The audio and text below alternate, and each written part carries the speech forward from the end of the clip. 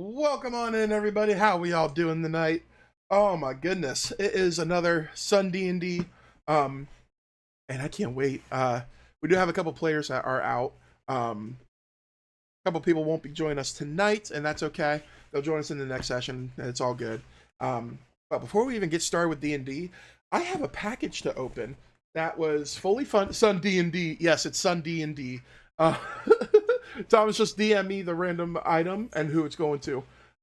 Exclamation point roster, so you can see who's playing who. And we'll make sure to get that item to that person. But first we do have something to open. It got fully funded by the amazing Maury and Watermelon Warlord. I am super excited to open it because I know exactly what it is. And I'm just gonna go ahead and open it just because I can't wait. Okay, Billy, how about you learn how to cut? There we go. Oh, oh. Oh boy, a box within a box. Oh shoot, I'm so sorry guys, I did not mean to hit my microphone. Knife usually do better for cut and tape than a scissor. I still got it though. It open. Oh my, holy tape. Hold up. Hey. Okay, let's get this open. Welcome, traveler. Welcome, traveler. Drake, thank you so much for the follow. Welcome on in. Oh my goodness. Okay, this open. Oh boy, styrofoam. Oh god, it's that kind of styrofoam that wants to fall apart. Swords work even better than that. I mean, yo. Oh my god. Yo. This is cool. This is cool as crap right here. Also, I got your message. Thank you, Thomas.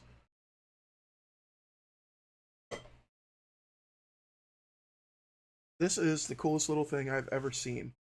And I'm getting a phone call, so while I still continue to unwrap this, give me 1 second.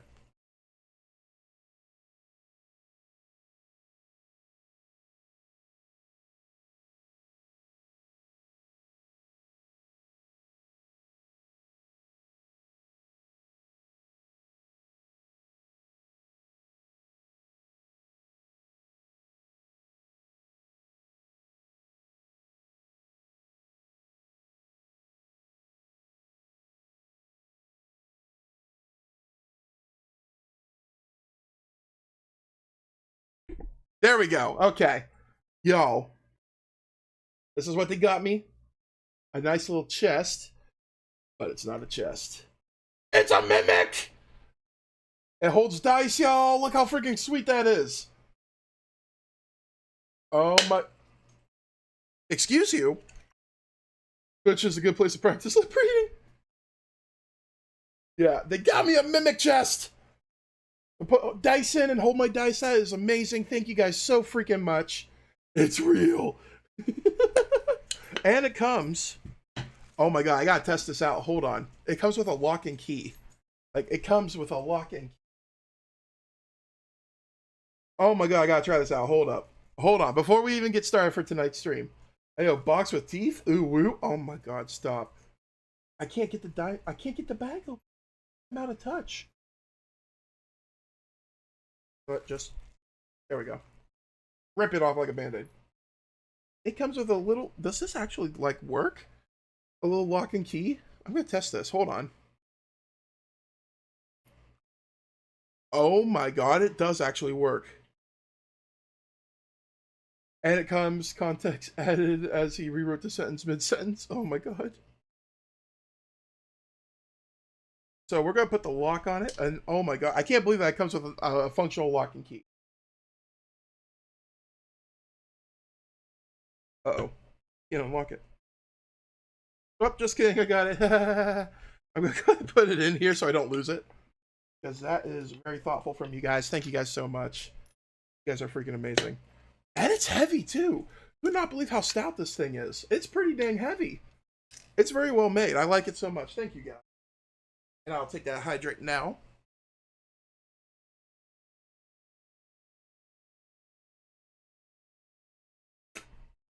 At least the key to your box. I won't. But put it on my key ring. I crap you not. That way I don't lose it. And you guys are practicing dice rolls. I don't know if you guys can hear that or not. Oh, locksmith. Anyway. Welcome to episode 7, everybody. Of course, I do gotta let you guys know, I do apologize for not reading your messages out loud. As being the DM, I must be paying attention to every move the cast is making to progress in the story. Just know I am reading your messages and appreciate you guys being here supporting us. I am reading your guys' messages, even though I'm not saying them aloud. But yeah, just know that. I thank you guys so much for being here, so much for supporting us. And let's get ready to start Chaotic Casters. Let's go check in with our players.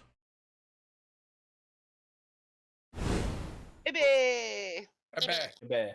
Ibe. Ibe! Ibe. Ibe! Ibe. Ibe! Ibe. Ibe! Ibe. Ibe! Ibe. Ibe! Ibe. Ibe!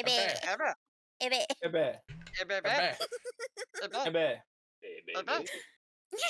Ibe. Hi, Billy! Ibe. Ah! Every time, every beginning of every D&D starts out like this. I gotta tell you one thing though, Billy. What? I gotta tell you one thing.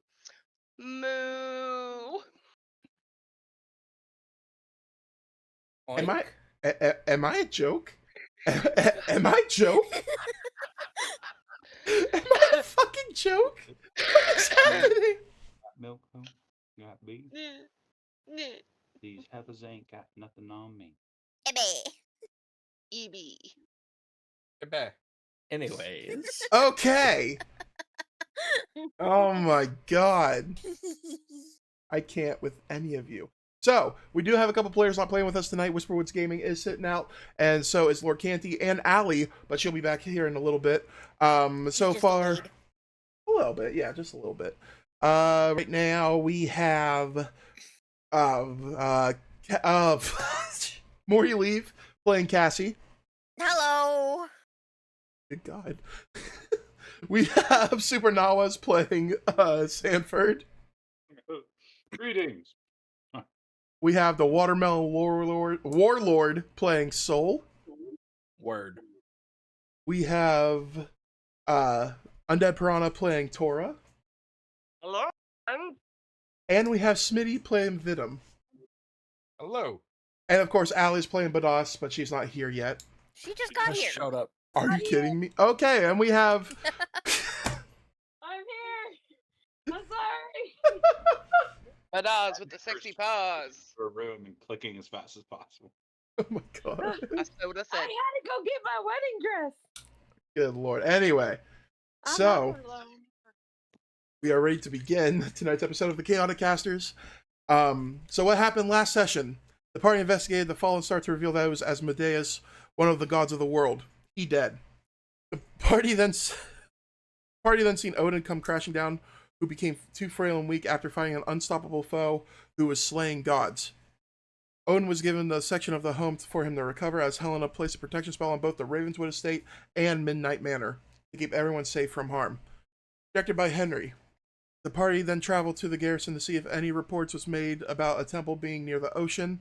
After the party spoke with Charrus and seeing the remains of CA-110, aka Callow, the party then traveled to where the reports were made and found out that a temple is hidden in the cliff wall. The party then met and interrogated a mysterious halfling who was making articles about the cults in Grimwell. After And traumatized. yeah, he's scared as hell. After convincing him It's the win. After convincing him not to write about what he saw, he then traveled back to Grimwell and so the party to end their night. Once home, Soul found that Odin was nowhere to be seen, and that is where we ended our session. Did anybody else come down to the training room with me? I believe you were the only one that went down into the training room to see the progress of Odin. I went to the kitchen. Was there anyone in the room, or was it just completely empty? It is completely empty. So, what's his name wouldn't be in there either. No. I'm gonna go check on the doctor. Okay. I'm gonna go up to the room that was designated for me and look over that rapier that we found in the tree the last run. Okay. So it seems like you guys are splitting off quite a bit. So we'll go ahead and start with Tora. So Tora, you said you're going to go investigate Dr. Midnight? Go check on him, yeah. See if he needs more cabbages. Okay. You kind of walk around the manor and you end up finding him inside a lore study. He's kind of glancing at the books on the wall. He sees a lot of burnt books that he kind of discards and stacks onto the desk itself. Seems pretty confused on why partial places of the room were on fire. You can just see like he's visibly confused as well as curious of what is going on inside this room. He picks up what's left of some scrolls, puts them onto the desk, and continues to glance around the books.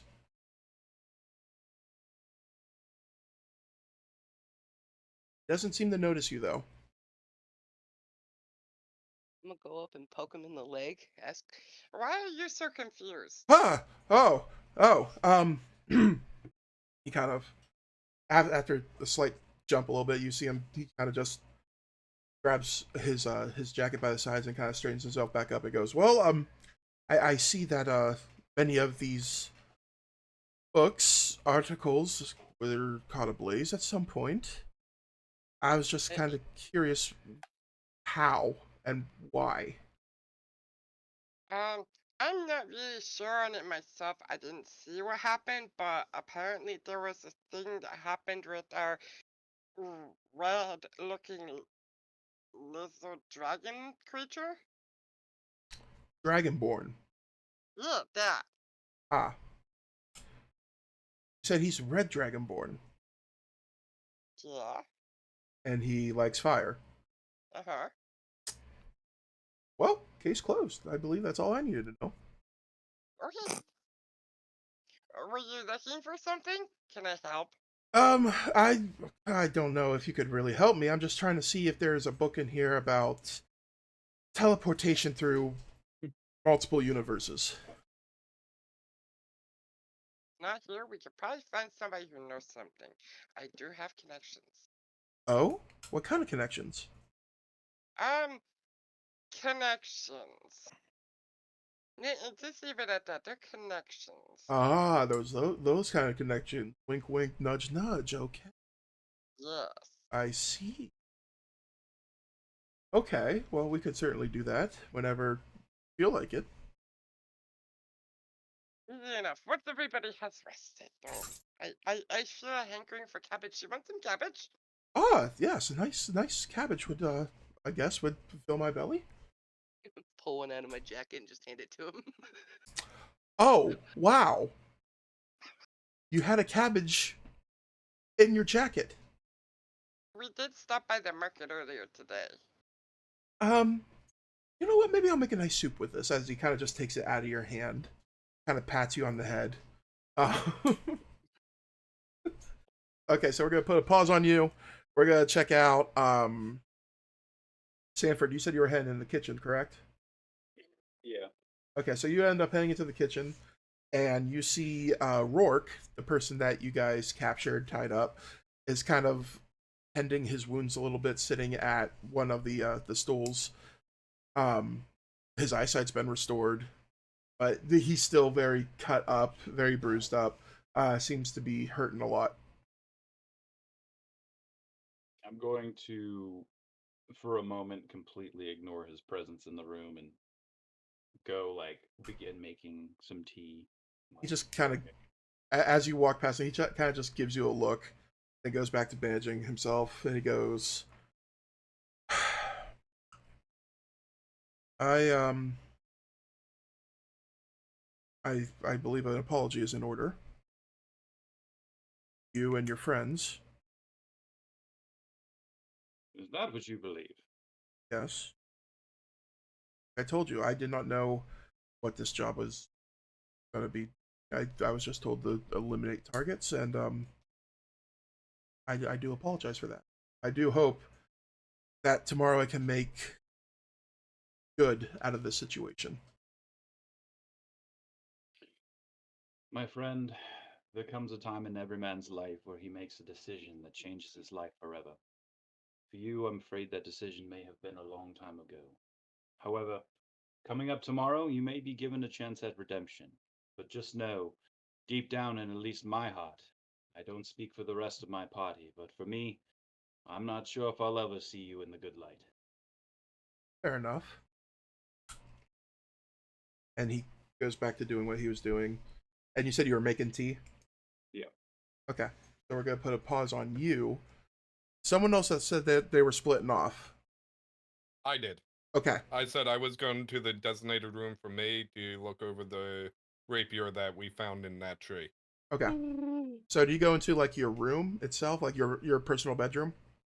Yeah, where it's quiet so I can examine it and learn about the weapon. As you look more to the weapon, give me a investigation check, please.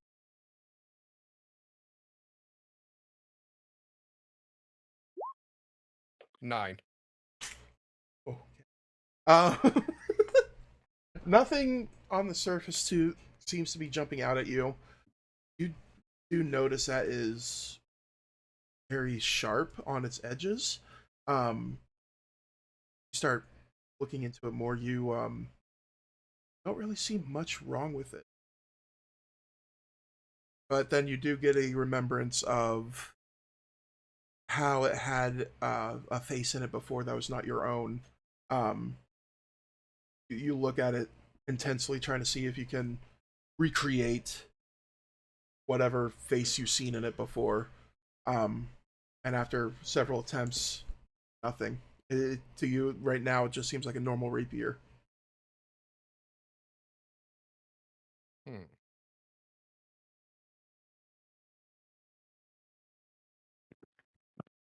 I put it down and say to myself, I'll look over that another time.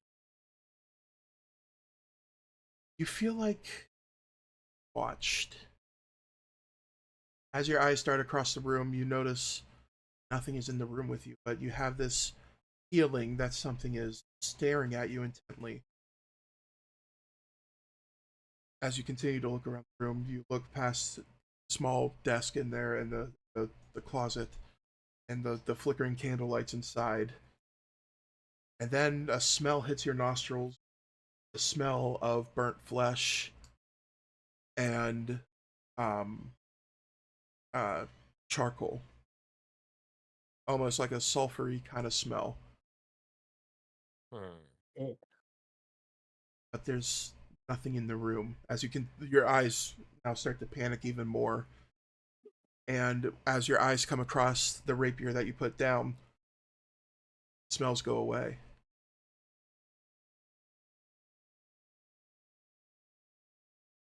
Okay, I need to look into the weapon a little bit more. We're gonna put a pause on that and head to Soul down the training room. Right.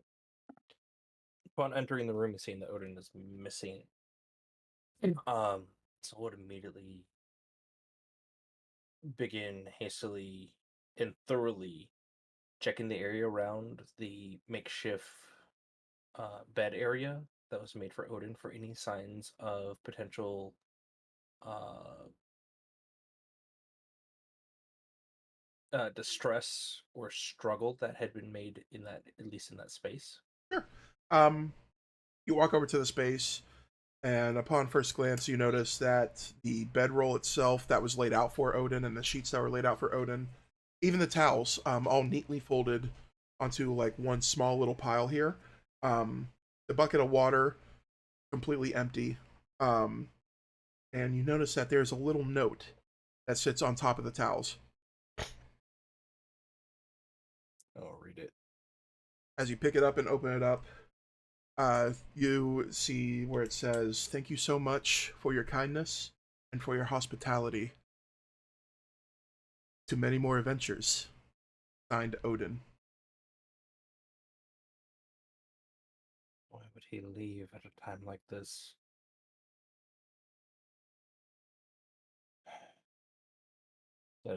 breathe a heavy sigh and go upstairs to find Sanford in the kitchen. Sure. So as you walk upstairs, you head into the kitchen. Just like with Sanford, you do see Rourke bandaging himself up now that he has his eyesight restored. Going over every little cut and bruise that's on his arms, his chest, his neck, everywhere. Just still trying to clean himself up a little bit. And then you do see Sanford over into near the stovetop area, brewing tea. Motion to Sanford to step over away from Rourke. Alright, I'm gonna come over to him. How was our friend? He's not here. Oh? All that was there was this letter. Let me see that. Makes it easy to believe that he left on his own accord, but I do not. Not certain that he did it of his own will. I mean, he signed it and everything. Look at you. Ye- Odin's yes. signature. But he was, at least for the time, safer here than out there. Why would he leave here, if not coaxed by something else to leave? Perhaps he had a plan that he couldn't wait on. Something he had formulated himself and didn't want to risk our well-being in the meantime, you know. Comings and goings of gods. They weren't worried about our safety when we were in the Isles. Why worry now? True. Too true. You do hear a slight knock on the door coming from down the foyer. Do you mind grabbing that? I'm going to talk to Rourke for a moment. Yes, keep an eye on the kettle for me. I guess I'll go check who's knocking. Okay. Can't you hear me knocking? Oh my god. All right. So we'll go ahead and put a pin in Soul, and as Sanford, you go up to the door, open the door up, and you do see Henri standing in front of you. He takes off his top hat and goes, "Ah, Sanford, good. I caught you at a good time." Henri, my good man, how are you? How's Helen? Doing well, doing well. Still, cleaning up the mess and making sure the Allens are safe over by the West Gate. How's everybody holding up here? Fairly well. How caught up are you on this everything going on over here? Did you know that Odin was here? No, that part I did not know. Yes, Odin stopped by for a spell, or more like he fell by for a spell. But it seems we recently learned he has left. Oh, would that be a good sign, or? Still trying to figure it out. Why don't you come on inside if you have a moment? We'll discuss things over some tea. Of course, thank you. As he kind of comes to the door, he kind of grabs the door, shuts it, and heads with you into the kitchen with Rourke and Soul. Soul, look who's knocking. Hello, Henri. Hello, Soul. How are you? I'd be better knowing if Odin was safe or not. Safe or not? Was he? He was ill? Yes, I didn't really go into much explanation about that at the door. Sort of fell from the heavens and put a hole in our garden. Oh. The gods are being hunted, Henri. By who? Or whom? That is yet to be known. Could you? I guess it's something to do with he clears his throat, kind of looks over at Rourke, looks back at you, and goes, "Happened first, or do you think that this could be something entirely different?" I would gander most likely related, considering what Rourke did was to weaken Odin. I did not weaken. All I did was Owlins. I think if we want your opinion on the matter, we'll ask for it. Please be quiet, or else we'll remove your eyes a second time. Yeah, just gives you a dirty look and continues to just try to like scrub the blood off his arms. You don't like him. Who would? Yeah. Hired mercenary? Regardless of what Rourke just said, when we first interrogated him, he clearly stated that he was asked to exterminate the Owlin villagers in order to weaken Odin. Given a target, that was it. And you were given the reason, and now shut your face, because unlike some of the others in this house, I won't hesitate to sever that head from your shoulders. As far as I can see, you still need me for tomorrow. Mm. We have We've ways. come up with hastier plans before.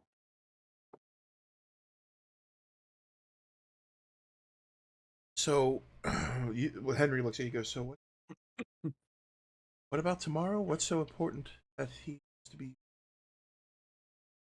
A meeting at the Wet Cauldron with his employers. I see. Okay. How do you want to go about this, though? Because clearly, if he is meeting his employer at the Wet Cauldron, would it be safe for you to be near or to be away? We don't want to. I mean, hypothetically, you don't want to think that, or whoever is doing this could potentially attack you inside of a room full of bystanders.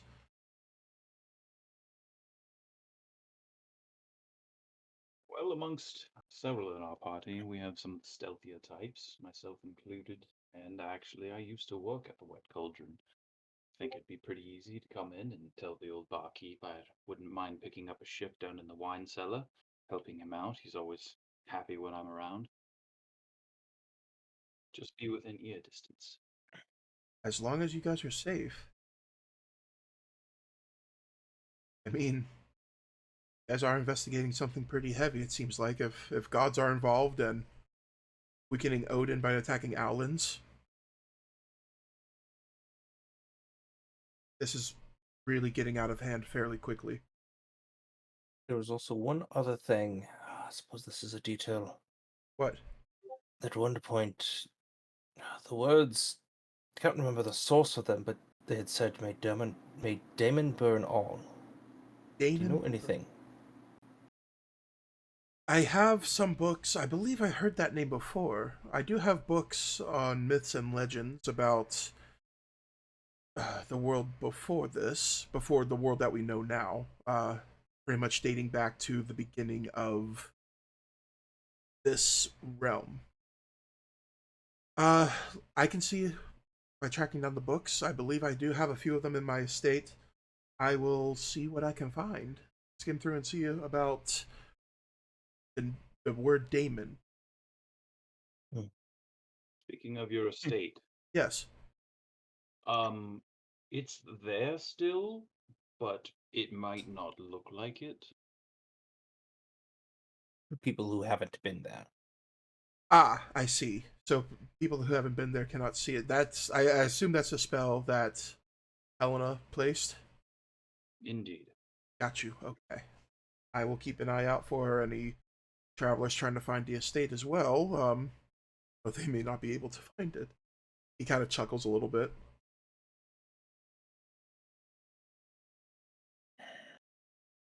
But How go the Owlins on the west gate?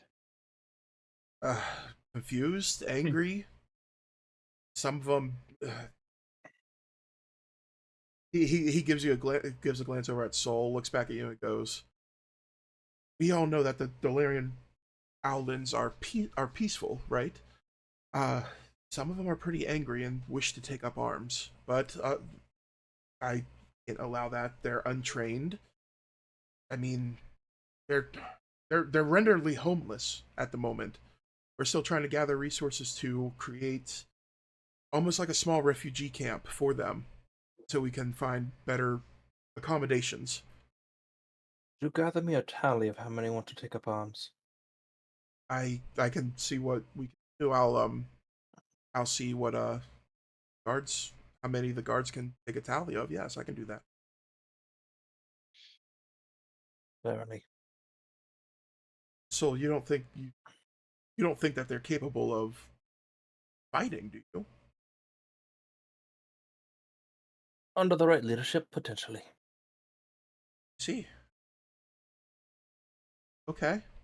Well, then I'll certainly get you a tally, and if this is something that you want to take on, I'll allow it. As my people are to see to whatever is necessary to keep their survival intact. Of course. I hate that it has to turn a peaceful race, though, into an army of sorts. You know, peace is always the first thing that we always sought out here in Grimwell, and you know the Delirian Owls have always followed our method with that, but with his kind, as he points over to Rourke, his kind coming in there, slaughtering them, to weaken a god.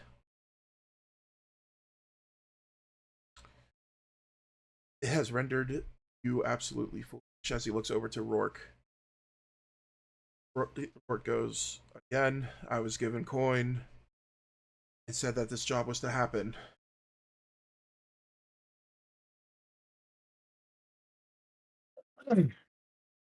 Lawyer stated we were not going to get attacked by them because they do not believe in weapons or fighting in all that matter. Your Yes. employer said they don't believe in fighting. No, my employer seems to have sought out them before and kind of watched their every movement, gave us the exact location and the abilities to take on what seems like nothing but a bunch of Allens. Pretty easy coin, if you ask me. We'll say this, Henri. Perhaps it is time for the Delirian Owlin to change. Your people here of Grimwell have never faced this kind of extermination event before. But perhaps with the Owlins and their change, Grimwell might be safer than ever. Indeed. Let's just get them ready to fight first.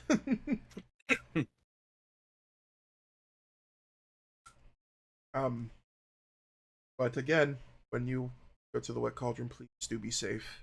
Try to stay out of sight. I actually think I might go a little early. Go ahead And I'll I'll perfect. And I will also mention to the guards to stay clear of the Wet Cauldron until find out what you need. I don't want to damn it. Just read chat. Sorry. I don't want to spook this potential person. Have them running back to wherever they ran from, honestly. With that, I'll see you guys later, and I will get a tally for you, Soul, as he puts his top hat back on and goes, and I will also find those books. He takes out his little notepad that he has and conjures a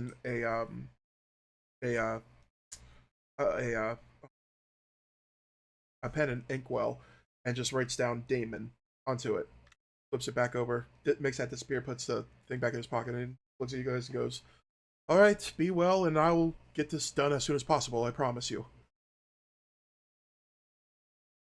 Thank you, Henri. Safe travels. What do you guys want to do now? I'm going to leave the kitchen and see if I can find Bartrand.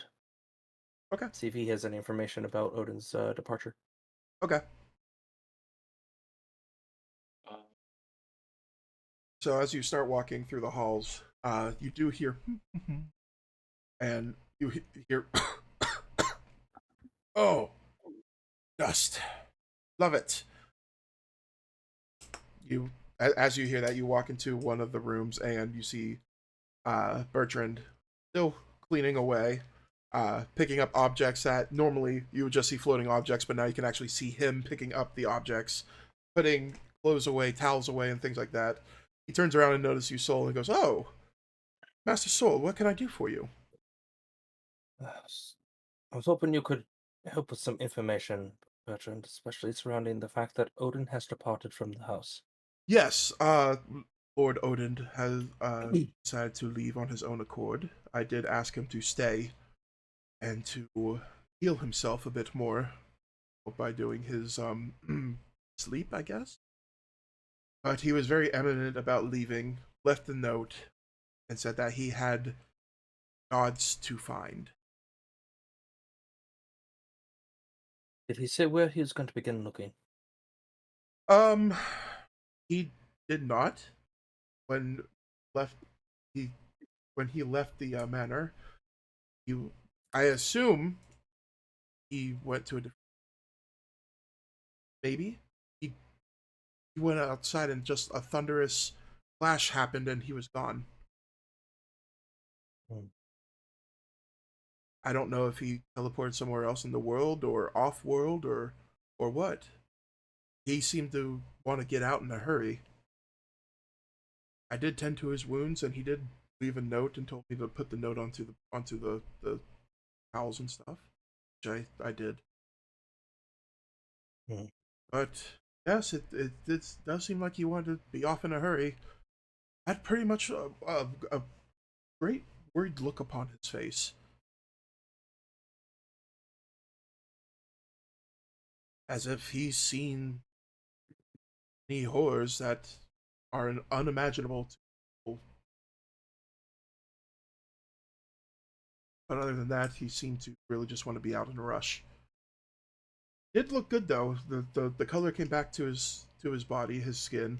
Most of his wounds completely healed over time, minus a few gashes here and there. He looked good, and he regained most of his strength back.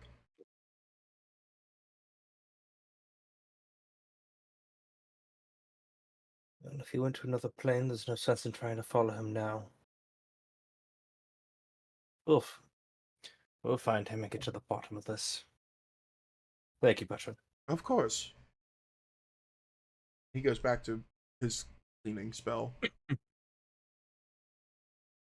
Anyone want to do anything else? As it easily turns to about, I'd say, early evening. I I'm am still going looking to. over that rapier. Okay, go over rapier. And what else, Cora? I'm going to get a missive written up in Thieves' Cant and send it out to Gold Dad. How about the book? Okay. I'm just trying to talk to Linda about her being so disruptive. Okay, we can do that. All right, so you wrote a note in Thieves' Cant, and who did you send the note to? Gold Dad? Old Dad? Okay, I assume you're using the dog to send the message. Yes. I'm gonna send the puppy out to just get a message delivered, come back, and I'm gonna insinuate of muffins or cinnamon rolls, whatever he likes, but it's actually gonna be cabbages. Oh boy, cinnamon rolls! As he just darts out the house. Cinnamon cabbages. Cinnamon Yeah, cinnamon cabbages. Stop it. Cinnamon cabbage rolls. He will never know. I hate it here. Okay. Okay, so we're gonna put a pin in that. Cassie, you're up. What are you doing? I'm basically just sitting on my bed, and I have the stone known as Linda out on my palm, and I'm just kind of kind of irritated and just why do you keep saying such rude things and weird things, and what's wrong with you? Yeah, there's a lot wrong with me. Hey, Okay, but everyone loves some chaos, sweetie, okay? but Just, we can't. just think, okay? Imagine the world a better place without anybody in it but us. But we can't do that. But we can. No. Let me be your intrusive thoughts. Linda, you've been intrusive thoughts since I was a kid. Because I'm a half demon. Let me kill people. You're what? Nothing. Just throw me. No. Yes. No. Yes. Linda, What? we don't like you because you. I know. No one like Linda. You don't like Linda. But yet, when you need Linda, you gotta like me at that point. You're gonna use me. You're gonna like me. Just let me do let me do the God's work and kill people. No, we're not killing anybody. Please? No. Pretty please? No. Does that have to do with your daddy issues? Just let me kill people for Lord Lucifer, please. Wait, What? I never told you who my father was. Don't worry about it. Listen, you've been taking me around some weird ass places, okay? We went to 3 islands where I kept telling you to kill people, and you refused to do it. And a hideous, god awful laughter. I kind of put the pieces together, sweetheart. I've been with you throughout that whole journey, except for when you threw me away, and then I broke Henri's face. Yes. Let me do it again. Absolutely not.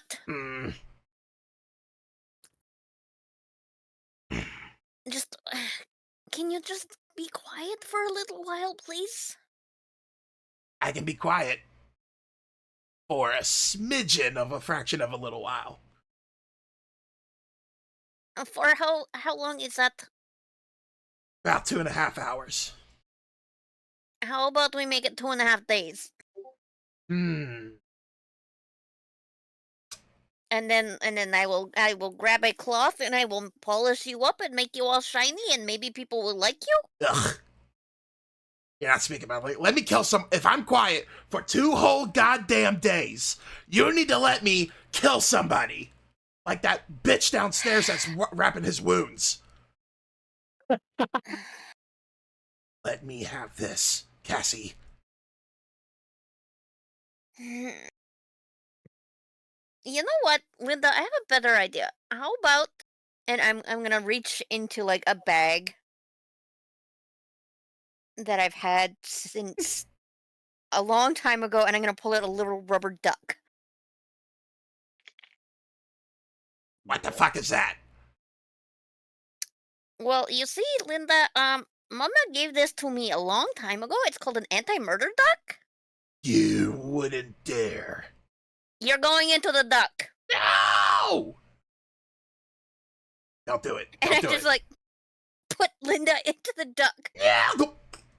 Right. Oh, little ducky. Right. And I'm gonna put the duck on a shelf. As you put it on the shelf, you just hear. Right. Specifically as you put it down. I can't look at chat right now. This is even better here in the echo Stop it! coming through somebody else's mic every time you click. Right. Okay. So that's what you're doing, right? And I'm gonna leave the room and I'm just gonna go take a bath. As you shut the door, you hear one more. Right. I hate it here.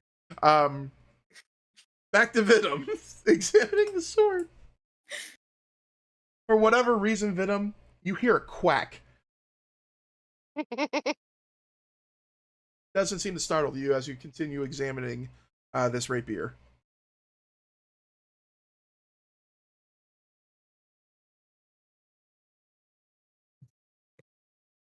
There has to be something going on with this.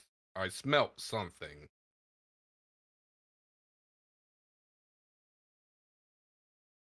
Or was it your imagination?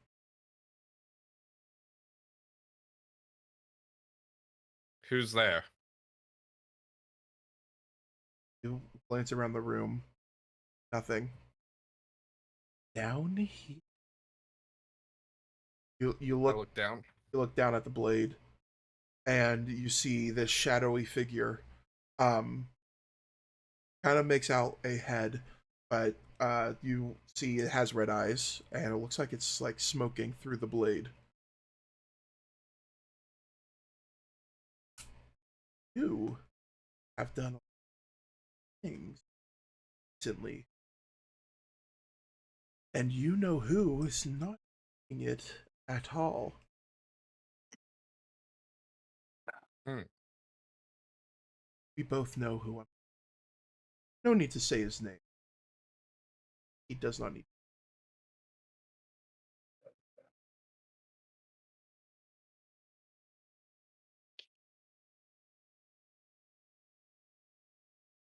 Whatever you did has him in a fury. He's not gonna like you very much.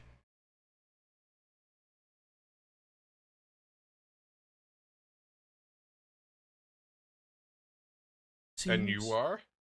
my name is just on who I serve, and we both know who I serve. Because you decided to make a new deal with someone else. And Oh, he knows. Oh yeah. Oh is right. I know who you are. Yes, you do. You can only imagine how furious he is. But he's not going to come here just yet. He wants you to break your deal with whatever thing that is. Your new deal needs to be broken.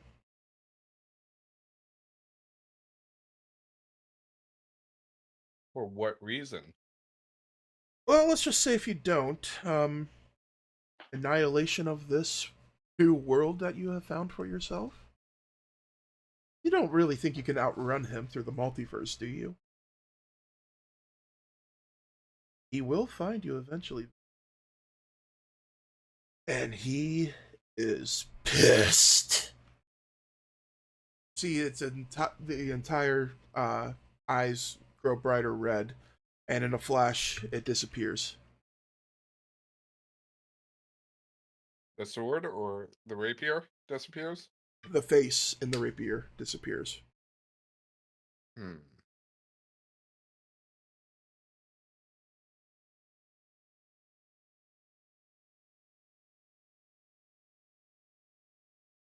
I need to think about what to do here.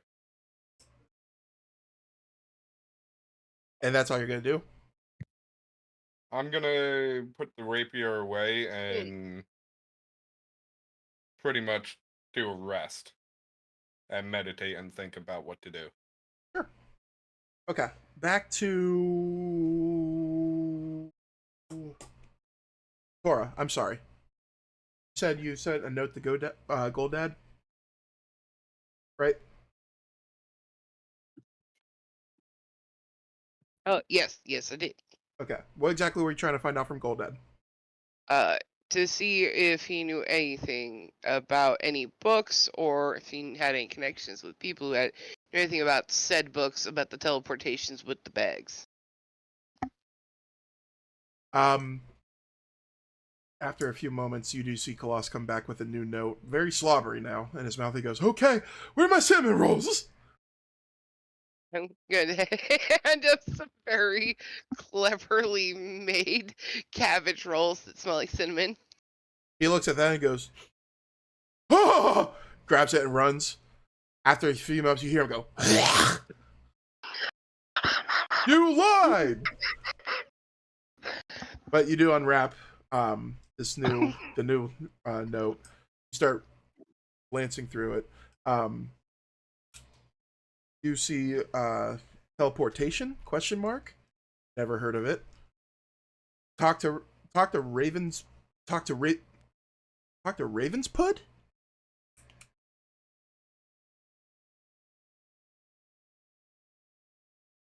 Okay, got it. Yeah. I know where to go now. Must talk to Cassie, see if I can go to her mom's.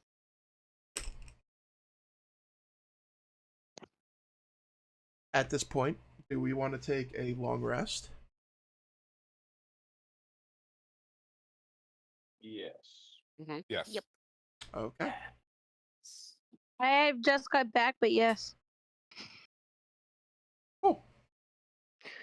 So, you guys decide to all get ready for bed as you climb into bed or into your meditation states. You guys all lay down, and you all easily fall fast asleep. Okay. Aka. Does anybody else get nervous when you hear the clunk? Shut up. Soul Hey. and Sanford, Yeah. you both see each other. Both thinking, could this be a dream? What is happening as you look out this empty void and just see each other? Few What are you doing moments. in my room? Good look around. It's like, this doesn't look like a room. Oh. I figured the candle was out. A few moments go by, and you see what looks like sand coming around you guys, colorful sand, as it starts to build what essentially looks like the plaza in Grimwell with the fountains, but it doesn't look like the Grimwell that you know. You see half of it covered in fire, half of it covered in ice, and a great battle between two people. You see Odin fighting this thing in black armor with green fire coming out of its blade. You watch as they both spar, dodging each other at a quickness that is unnatural to mortals. But unfortunately, you do see this thing bring its blade and break Odin's spear. Grabs Odin by the neck, and you hear, You are terribly weak, old man. I have finally rid of you. and you just hear the blade shing right through Odin. He twists and pulls out and throws Odin off to the ground. My reign has now begun. I am the god! And he slams his sword into the ground, and all this green flame rises up. You two think you're going to get hit by it, and then you both wake up in your beds, sweating. You look outside in the moonlight, you determine that it is around 3 in the morning. Neither one of you don't know if that was a dream or a reality.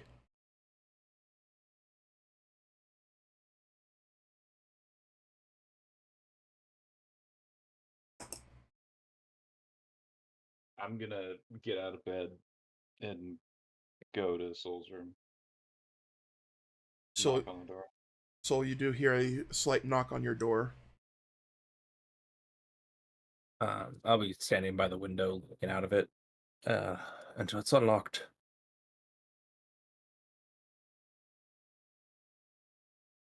Soul, Did you see it too? you weren't in my room? Been here the whole time. You had that vision? I only hope it's a vision of a future that we can avoid. I only hope it was the tea.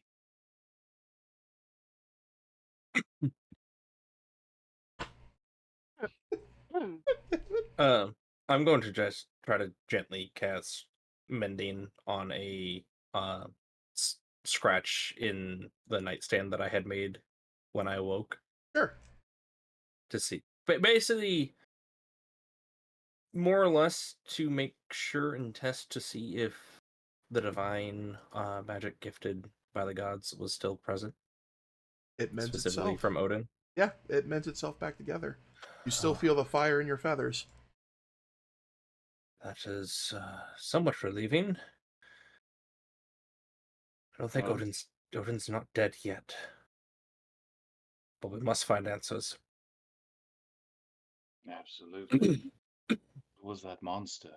What was that green flame? That may be the entity known as Damon. Well, we need to find some green water or something to put out that flame. I don't know. Really hope that was just a crazy vision. I don't even know where to begin with to kill something like that. It's over here killing Odin.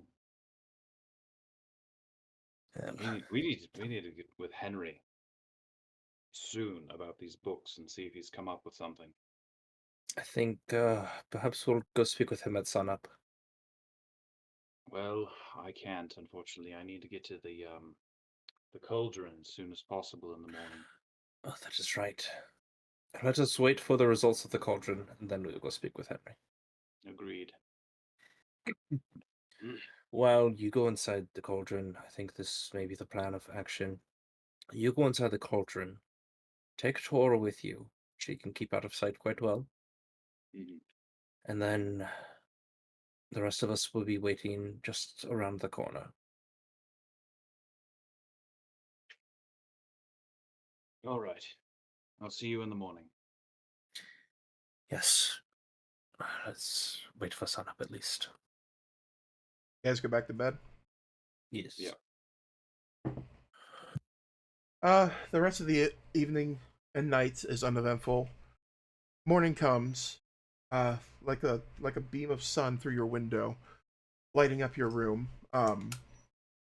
Slowly, each one of you end up getting up for the day, putting on your gear. Some of you have robes. Some of you have plain out armor. Some of you have one of you have no armor. Or two of you. I'm sorry. Two of you have no armor. Kind of get you guys started for your day. You go downstairs, and the smell of potatoes, eggs, and bacon await you in the kitchen. No vegetables? Tomatoes. Potatoes or vegetables? Tomatoes and Deal. potatoes. You guys end up walking in there to a very lavish breakfast prepared by Bertrand. Oh, good morning. Good morning. You see a very half-tired Rourke sitting there, just like with the most resting bitch face I've ever seen on a person. Better wipe that look off your face. Tell your ghost butler to let me have a slice of bacon. No. For I'm gonna today, look over at Bertrand and just be like, well, he can at least have some potatoes and maybe a little bit of cheese? maybe he can choke on it as well. As he goes ahead and you just hear him clank a spoonful of potatoes onto a plate. Grabs a partial cheese wheel and just sheds off a few slices of cheese onto the plate. Walks over to him and just drops it onto the thing. Goes, "Here you go, sir." Bertrand! Apologies. Yep, sir. You're gonna need strength today. For part of your execution. I said it under my breath. You didn't hear me. I heard you. Oh. Well, good day to die, I guess. As he continues to make plates for you guys as well. He seems not to like. For context, Bertrand is over Rourke's bullshit. Okay? It's almost like Bertrand knows. Couldn't tell. Oh my god. Oh yeah. After breakfast and we've eaten and well, during breakfast I would have relayed the plans for the day Sure. to the others, the Tora accompanying Sanford with Rourke, and the rest of us waiting just around the corner in the event that anything goes down. That way we are close by. Okay. I don't even have to look like this. And you're And just gonna now look we over have at Saul and pout and be like, but I can turn into a mouse and just like listen. you might also get distracted by crumbs on the floor as a mouse. That's only happened once, okay? Oh my god. You've only done it once. Well, it won't happen again. Okay. Forgot about that shit. So you guys end up eating your breakfast. Yeah. Uh, And I slip Bertrand like 5 gold for his comments and say, "Why did you treat yourself today?" thank you. You see him open up his like ghostly pocket, drops them, and you just hear him cling onto the floor. He looks down and goes, I thought "Damn he it!" was given physical form. He doesn't have full control over it yet. He can do certain Aw. things, but as putting stuff into his pocket, he can't figure that out yet. But he can touch you and stuff. Before we leave, I look at Rourke and ask Rourke, how long do you think this meeting's going to take? Well, if I know, I mean, this is my first job. I don't know. Hopefully, long. Think you guys are Hopefully real? long. Yeah. You guys tired enough for me to slip out undetected? I got places to be other than here. I talk with Soul and say, Soul, what if I do my unseen servant as a backup for inside the... Are you able to hear and see what the unseen servant sees and hears? Nope. I don't think so. Let's see. Whoops, wrong page. Okay. Shape. Of course, a simple task at your command until the spell ends. This springs into existence in unoccupied space, ground within range, and 1 hit point and strength of 2. Attack if it drops to spell ends. We command the servant.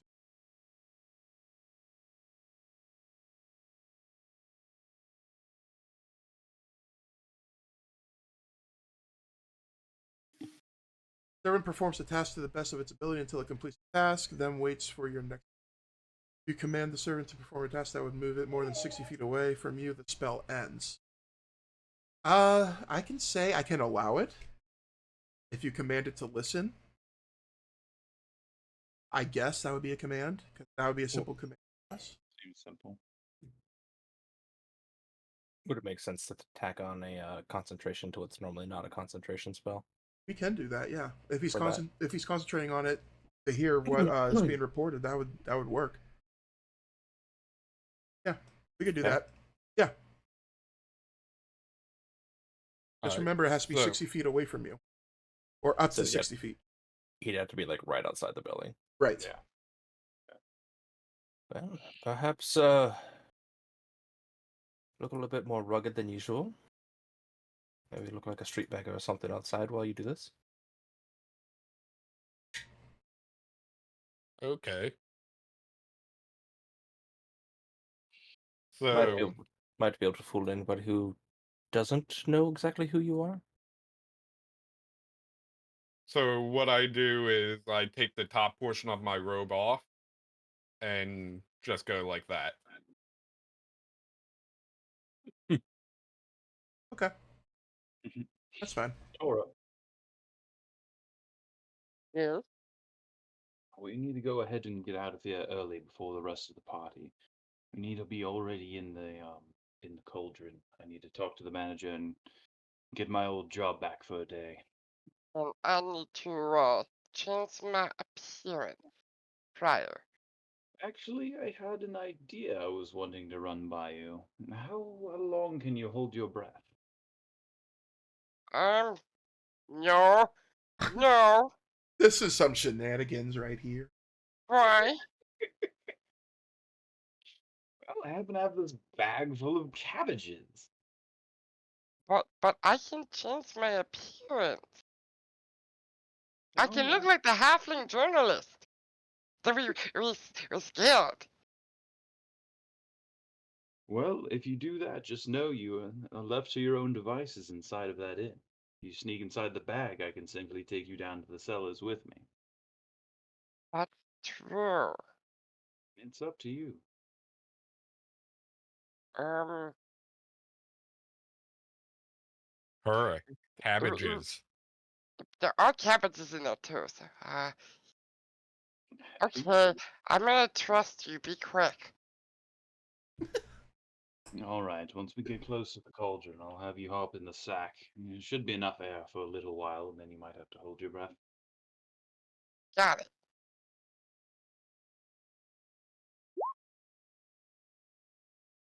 Or you stop.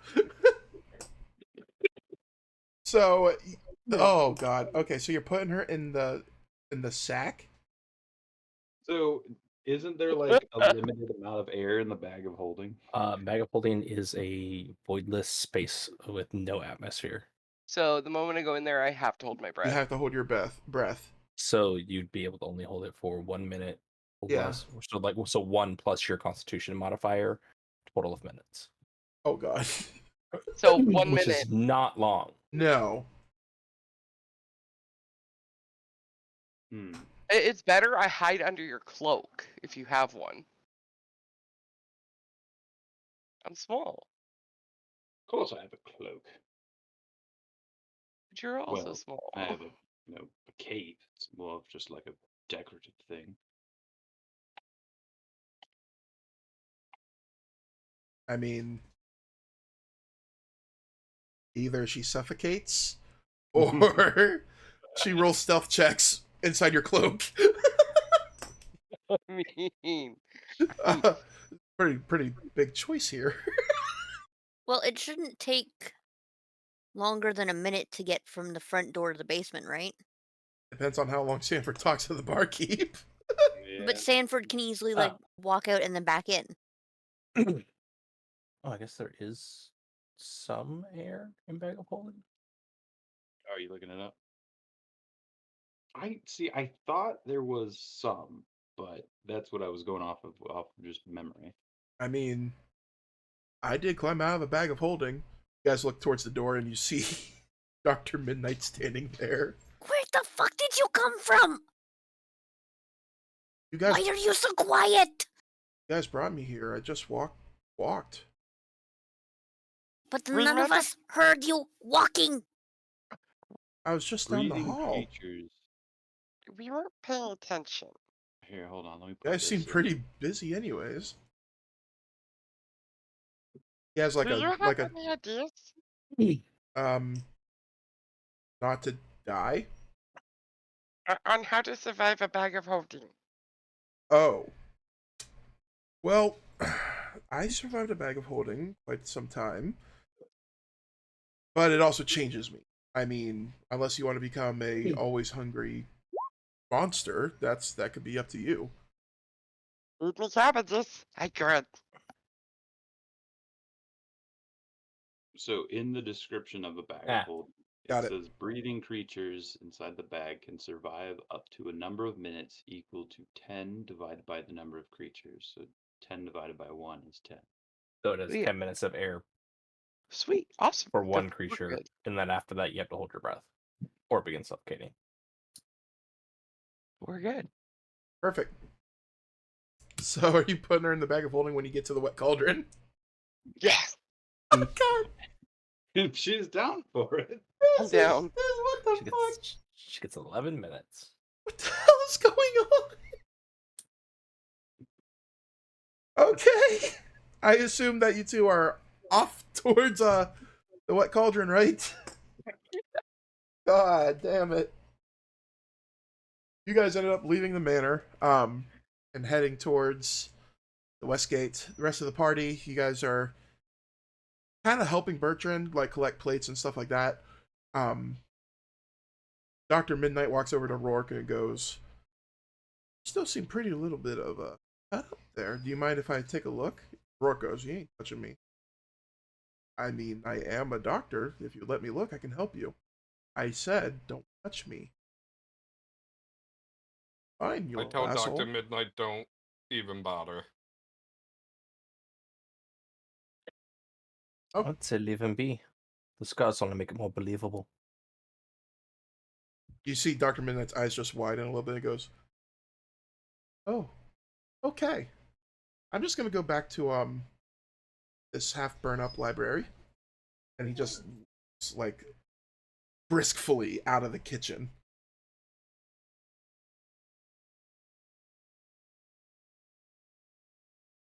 Poor doctor.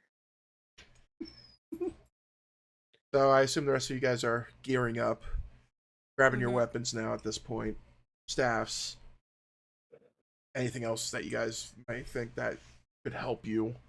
Um,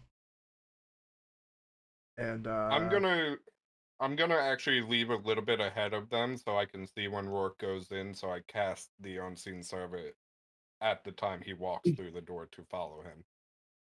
Okay. Sure. So you end up leaving before the rest of the party as well. The rest of the party's still getting ready. We're going to go ahead and put a pin on you guys and Venom and head over to Sanford, who is currently walking down the pathway with Tora, and I'm going to let you guys do a little bit of roleplay real fast. So how safe is that bag? It's fairly safe. I pried it off the hands of a dead wizard that was summoning demons, in fact.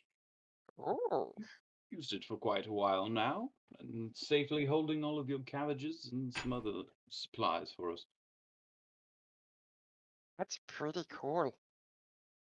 Yes, it is, isn't it? Now, I wonder, if I'm in the bag of holding, do you think I could snack on the cabbages while I'm in there? That is for you to find out, but I would love to hear what happened. This is gonna be fun. Indeed, I believe this entire day will be fun for us, in one way or another. No, here's a question. Do you want me to come out fully clothed, or do you want me to come out pretending to be one of these weird rabbits you have in the countryside? Well, it depends on the situation. Hopefully, there will be no one around when I go to pull you out of the bag, but let's just say, be ready for anything. Yeah, Always wanted to pull a rabbit out of the bag anyway. The fuck? Oh my god, at this point you guys reach through Westgate. You do see a lot of tents being set up, a lot of owlins. Angry owlins. Some of them have started picking up sticks to start training for weapons. Um, you do see a guard, and you walk straight up to the guard. The guard looks at you, and he goes, "So we were supposed to give one of you a tally of how many owlins would like to become a militia." Yes, I'd like to know that, but there's a red one coming later. He'll definitely want to know. I'll make sure to give it to him then. I know it was one of the What, owlins. I don't know which one. what is the number? Currently we are at 74 and counting. Very good, very good. Have we begun any sort of training for this impromptu militia? Is there anyone in charge? Not really. They seem to be finding sticks upon their own, like they're using swords, but they do not have swords. We are still waiting for the last of the numbers. However, it seems like this isn't the only group that came from the Delarian Forest. It seems that there was other, maybe 2 or 3 other tribes are coming, uh, and they're wanting to fight as well. So we don't know. It's right now it ranges between 74 owlins to about 145. Depends on the other villages. Very good, sir. Well, I have to ask a personal favor of you. Of course. Whenever your relief comes and your shift ends, I need you to find the god Benny. And I need you to ask him to please take over here in a capacity in a way that we can begin to organize these and have some sort of communication structure. Sure. I believe he's in a meeting with Charrus right now down in the Garrison. Something about, I guess, Benny's getting promoted. Ah, is he? Good for him. I kind of overheard him talking to Miss Ravenswood and Lord Henri, and it seems that they're upgrading his title. Don't know to what yet though, but I'll find out. Very good. Thank you, sir. Of course. Well, we'll I see have on our... I have another favor to ask you. Yes. You know that journalist Halfling feller? Don't get us started with him. Don't get me started with him. Can you mess with him for me? What would you have me do? Anything to cause him mild mental trauma. Yes. Oh my god! Oh my If you fucking see him god! riding his horse in town, make sure you tell him to slow down. I mean, I guess it would be fun to fuck with a halfling. Sure, we'll come up with something crazy. Thank you. Oh my god! You guys, Tora, we have to go. Yes, go. Malin, damn you! Oh, I hate it here. You guys end up walking past it, or through the west gate, heading into the bustling streets. You make a right turn and start heading down one of the main roads, and you see the wet cauldron. A few patrons outside. Some of them looking like they're hungover, getting ready to go back to drinking. God damn it! I can't read chat. Fucking with me.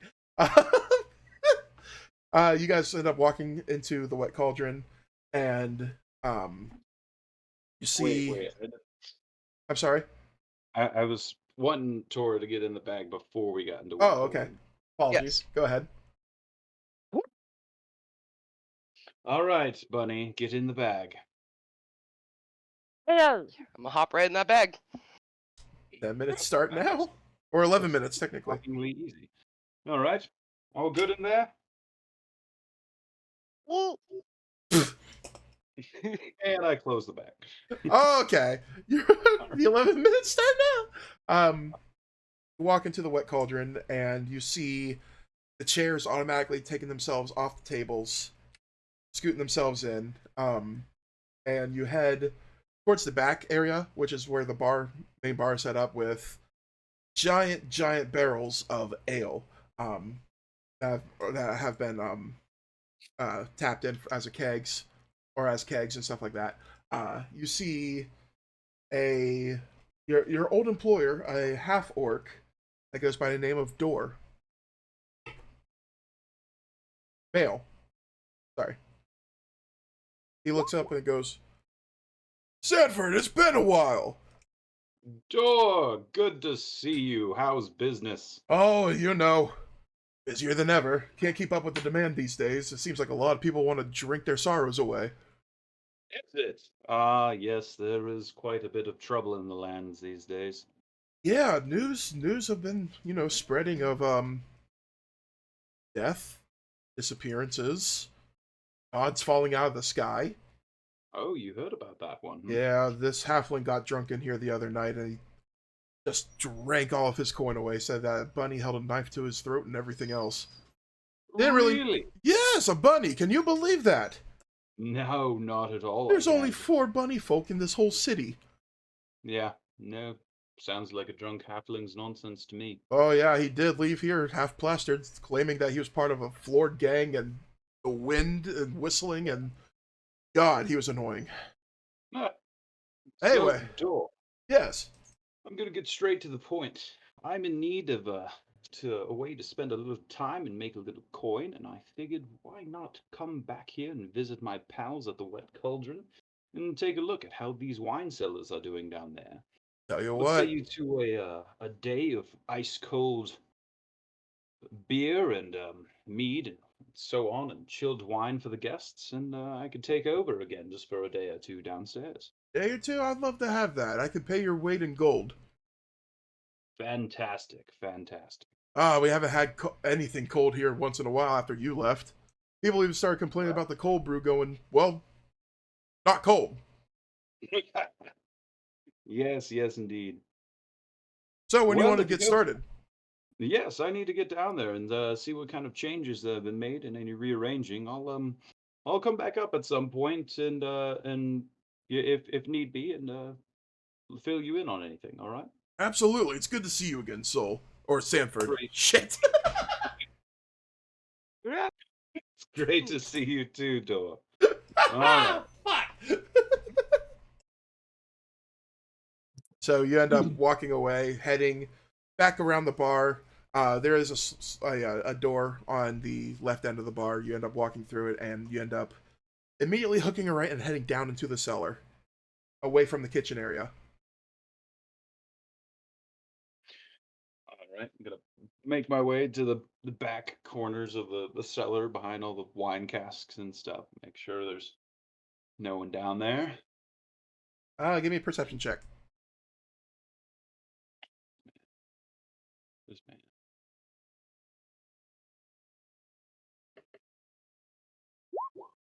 Eh, 10. You pretty sure there's no one down here. All seems quiet other than a few rats here and there, which you end up just throwing a ice arrow at, freezing them instantly. As you get set up yourself, go behind the some of the wine casks and a few barrels of mead are back there. You angle yourself right to directly underneath the bar. All right, I'm gonna open up the bag. All right, good to go. Keep your voice down. Crunch. Did you say crunch? She did. Yep. Oh my god. Reach in and grab her by the ears and pick her. Okay, so you pull a rabbit out of a bag. Ta-da! Ta-da! At this moment, Magic! god damn it. At this moment, Vidum, you are right at the west gate, but first, we're gonna take a quick short break. Okay. We're at our 1 hour and a half mark. This is, I don't know what's going on anymore. Shenanigans. Shenanigans. We're We're gonna, progressing, but with shenanigans. yeah, we're gonna refill drinks, grab a snack, use the bathroom. Yeah, Technically, with Toro being a Herringon and not an actual rabbit, Herrinigans. Oh, God damn it. God, guys, we'll be right back. baby. I love it here. I was muted. Sorry, and we're back now. Meep. So we're going to pick back up at the west gate with Vidum coming up to the guards. Vidum, you do see a halfling in front of the two guards who are giving him a cavity search. Oh no. You hear the halfling go, "This is absurd. I write for the paper. We're only doing our jobs now. Quit moving. God, why are you so slippery?" That's concerning. Vidum, as you walk past, one of them goes, "Okay, time to do the thing." "Do what thing?" "Well, time for you to bend over and continue the cavity search." "What?" As you just walk through the west gate. On my way by, I toss one of the guards a gold piece saying, "Keep up good work." "Wait, I know him. I know him. He can vouch for me, right? You can vouch for me. I've seen you before." I don't know him. And I walk by. You just hear, a few moments after you pass the gate, you just hear, "Ah!" Or you didn't hear that. Hold on, because I got suppression. Why noise suppression? Noise, I swear. Discord hates me. You hear after a few moments. You end up walking to the wet cauldron. Once you get to the wet cauldron, is this when you're going to cast that ability, right? Or that spell, I'm sorry? No, I'm waiting for Rourke to walk through. Okay. Or come walking up. That's when I'm gonna cast it. Got you. Okay, so you make it to the wet cauldron. We're going to pan back to the rest of the party, who is now walking with Rourke. And this is, I'm going to let you guys do some roleplay here just to pass the time to get to the west gate.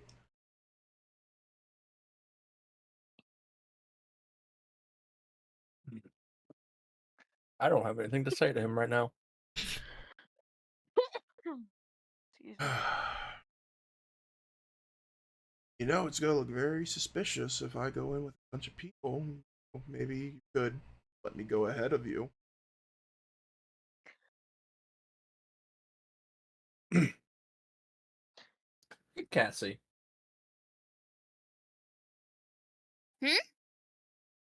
Could you give him a animal companion to walk ahead with? I could maybe turn into a puppy. A puppy. Do I look like the kind of guy that walks around with a goddamn dog?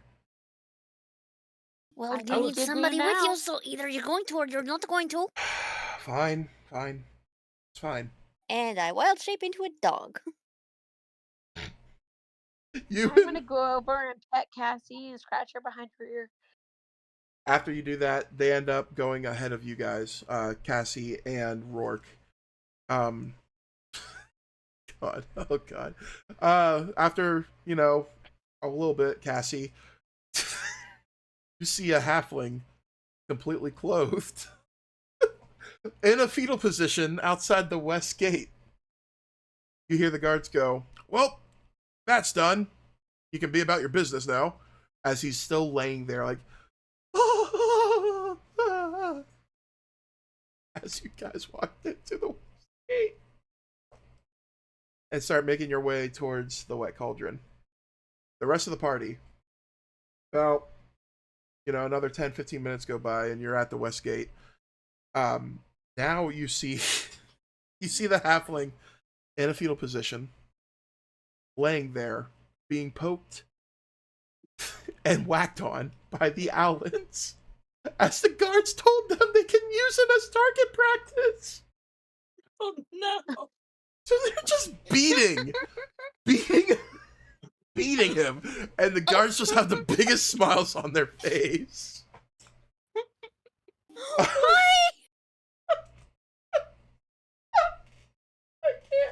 I make no apologies for my actions. The one guard does DM stop. everybody. Oh God, the one guard does stop you. He goes, "You are Brett Allen. Perfect. Okay, we do have a tally for you so far." As he kneels down to your level and goes, "So far we have about 76 Allens that want to take up arms. As you see, some of them are practicing." And you just hear as another whack comes across the back of the the halfling. Wow. Our halfling's gonna have PTSD. I think he's already got it. Yeah. Yeah. I'm like, that is actually a larger number than I was expecting. May I have a word with them all? Oh, of course. They're. I mean, I'm pretty sure they're waiting on someone to call upon them. Yeah, whatever you like. Oh, I'm gonna first walk over to the group that is beating on the halfling and be like, "Brethren, leave this one be. It's not worth the time. Gather the rest. I have something to say to you all."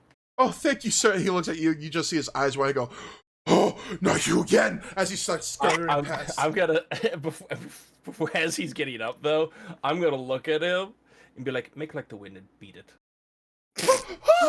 Woo! As he just runs. By this time, the guards are like bellied over. Half of them are like on their hands and knees, just laughing. This poor He just runs into the forest. I would say to the rest, go on without me. I'll be with you much shortly. I think the only one with you was Bados. Yeah. Okay. So Bados heads through the west gate, and we're gonna continue with you, Soul. Getting all the other Owlins gathered up together, stand before them, like, my people, Owlins of the Delarian Forest. Never have we before seen something hit our village in the way that it recently has. And I know many of you are angry. Many of you harbor a great deal of hate. Fully understandable, and I will not discredit these emotions, for I too feel them. But we are not a bunch of thugs. We're not going to become a bunch of thugs. We're going to organize, train, and be able to defend not only ourselves, but the surrounding lands. At this point, I'll fly up into the air. And whoever it is that did this to us, I will find them, and I will end them myself. And then we will rally and be stronger than we ever have been before. Igniting my flame armor. You hear a lot of like gasps and whoas. I have once before stood and faced a god. I have fought foul beings from planes not of this one. So I will do what I can to train you, teach you, and guide us into new tomorrow, into a better future, and one where the Owlins will protect this land. And raise my sword in the air, as if to end my speech with a final hurrah. You hear a lot of "Here, here, yes! This land is ours! Our homes!" You hear a lot of like chanting and a lot of clapping and a lot of like praises to you and everything else coming from these Owlins. I have goosebumps. Jesus. I will let the flames die, and it's like, I will leave you today with these words. Train and train well. But understand that the target of your vengeance need to not be careless, or innocents and those who have not wronged us will get hurt. As And he I'll was just abandon. giving that speech, I feel like I just watched him stand up on the high ground with rays of sunshine beaming behind him and a cape. Like, God that damn was it. magical. But anyways, Oh. proceed, sorry. Yeah. I just had that vision in my head of you standing there. I'm gonna land and begin my walk into the city now. You just hear still a lot of hurrah, hurrahs, and some of them are like, quickly, let's do somewhat of training before guards can start teaching us what we think we should know. And you go walk past the guards, and you just eavesdrop as you walk past. They look at each other and go, really? Like, meet guards and fight things off the flames? The other guard goes, I don't know, man. I'm just a night guard. As you head through the west gate. And you end up meeting up with everyone else at the wet cauldron. At this point, Rourke is already starting to walk inside. I cast the unseen servant. Perfect. He But walks. else and I will hide around the corner. Okay. So he walks in. Rourke walks in. Haha, cutscene. Sorry. Walks in. Pulls up to one of the stools at the bar. Sits there. Eyes the room. Sees a lot of the patrons drinking and things. Sanford, you actually positioned yourself pretty well. Oh God. Okay, yeah, you really positioned yourself well. You're directly underneath Rourke. You kind of look through the cracks and you kind of see him nervously sitting there, waiting. And Puff. fucking What? the Now fuck. she's a dog. I forgot you were still a dog. She walks in with Rourke and just sits down and lays on his head behind him. It scared the shit out of me. I'm not gonna lie. When she went bork, I jumped. Okay, I'm sorry. Anyway, God damn it. So she kind of positions herself to where she can see most of the room, kind of curled up in a ball. She's looking around, eyeing everything. A few minutes go by. You know, patrons coming in and out. A lot of people of like high society from the university district or from the that live up near the council hall, coming in, having a drink, getting some food, whatever. And then, Cassie, can you give me a perception check, please?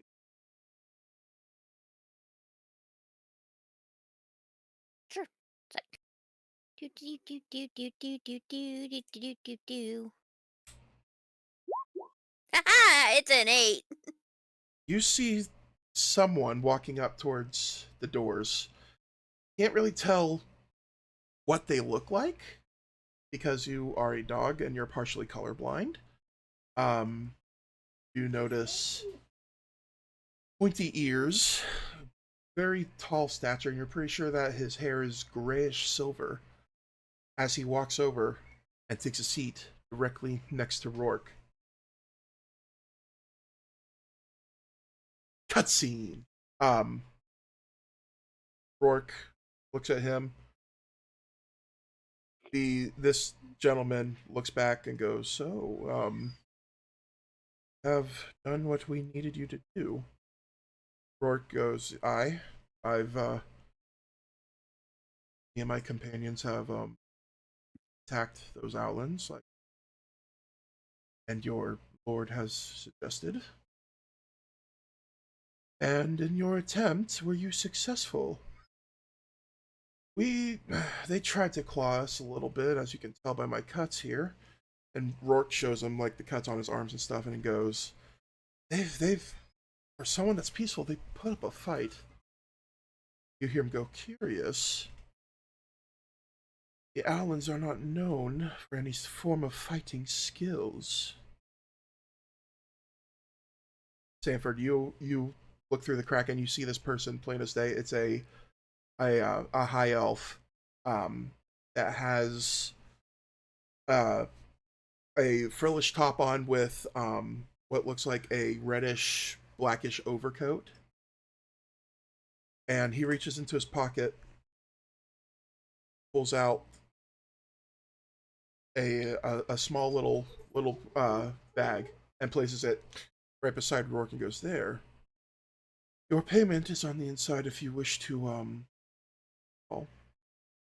and Rourke opens the bag, looks in, and goes, the hell is this? It's not but a bag of dirt. What exactly are you up? You promised me coin. And the gentleman looks at him and goes, you promised me a job well done.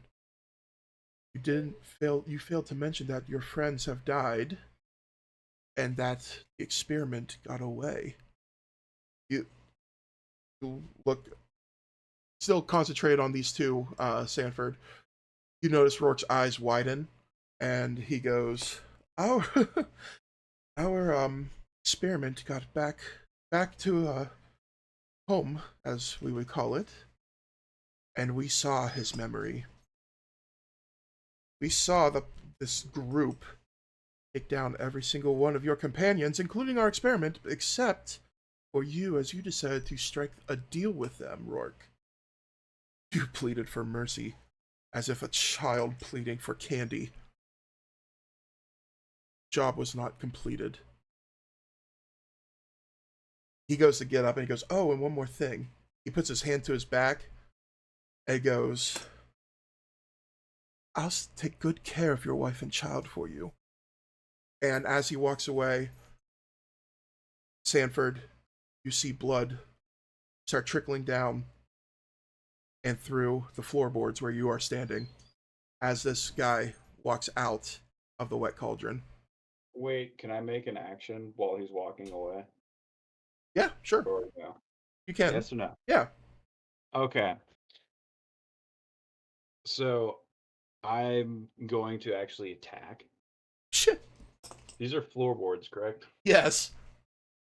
So would this work through the floorboards?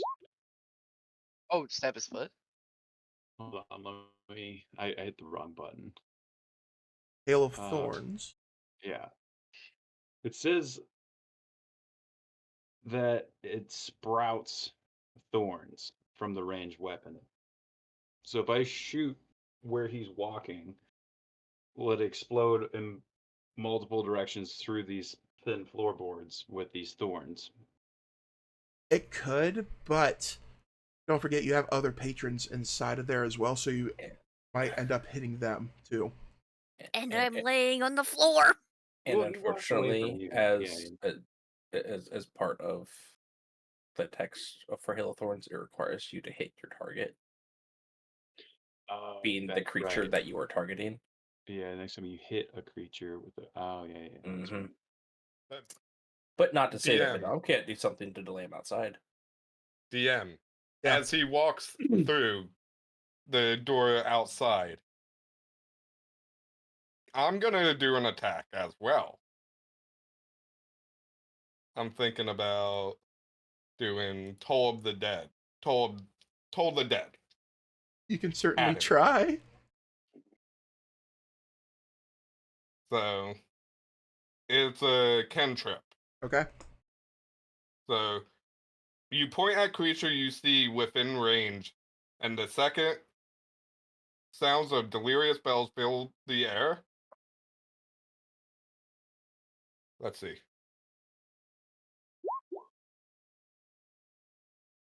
I hit the wrong button. Whoops. You're fine. It's the display in the BTT. That's what I was Yeah. having issues with too. As long as you can see him. There we go. Yeah. Thank you, Malice. Yeah. Okay. Succeed a wisdom saving throw. Product damage. Got you. Okay. That's fine. What is your what's your DC? 14. Got it. Yeah. That is a 19. Oof. He looks as he walks out right towards your direction. Can you give me shit. Can you give me a constitution saving throw? DC 14. Constitution saving throw DC 14. Yes.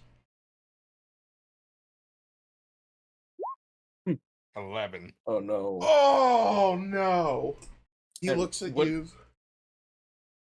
Sorry, go. You're fine. He looks at you, smiles, and you feel this tremendous pain as if being constricted, dealing you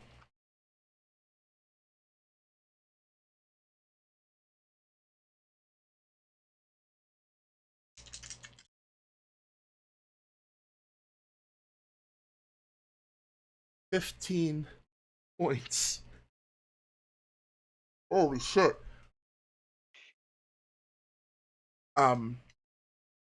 Feel your bones breaking by this pressure. I'm gonna scream in pain so the guys can hear me around the bed. You just see this crooked smile on his face before you hear and nothing but smoke fills outside the wet cauldron. Yeah. By the time the rest of the party comes running around, you feel the pain lightening up as you fall down to one knee. You look up as the smoke dissipates, and he is gone.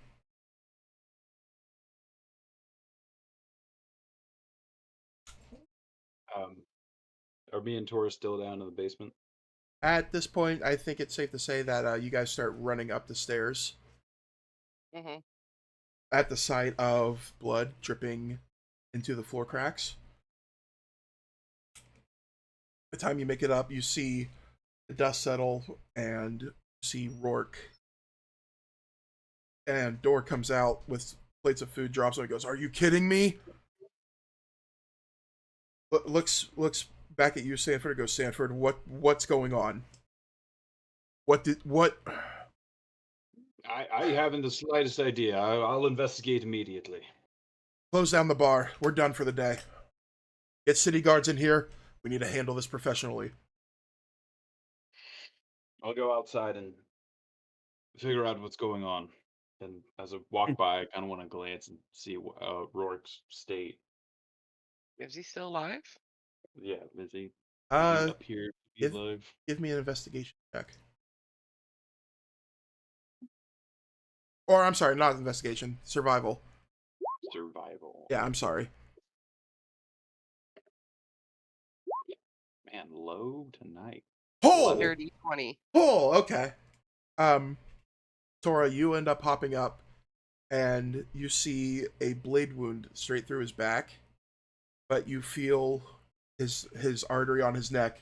His pulse is weak, but he still has a pulse. He's still alive, but it's not good. He needs help now.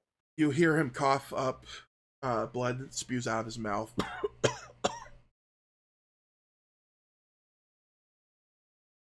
I guess I'll reach into my bag and pull out a potion of healing, hand it to Tora. Yeah, give him this. It'll hopefully hold him over for now. Yep, gonna pop that top off and try to get down his throat.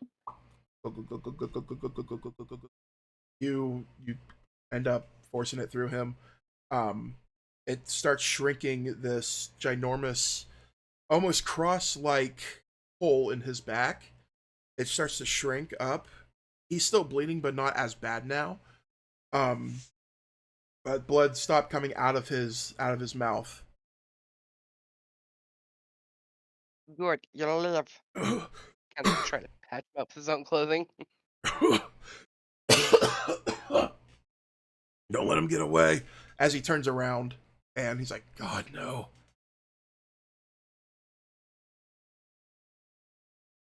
He goes to get up and kind of stumble onto the floor. Manages to get himself up onto the floor and outside to the rest of the party.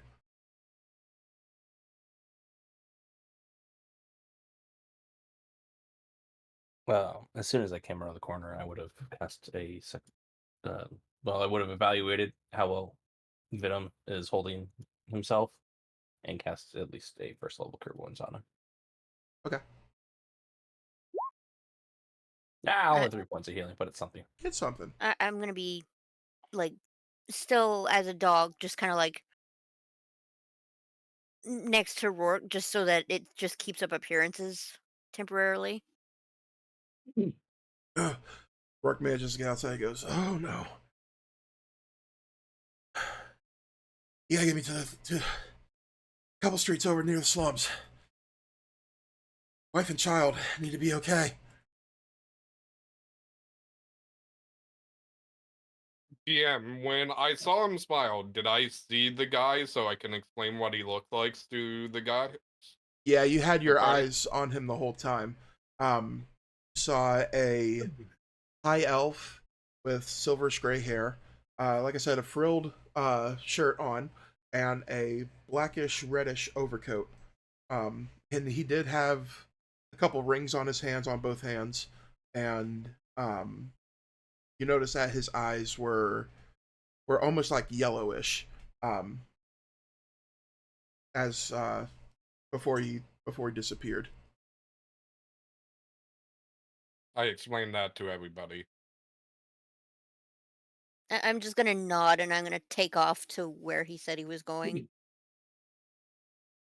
I'm going to glare Rourke dead in the eyes and be like, "Oh, so it matters when it's your family, not others."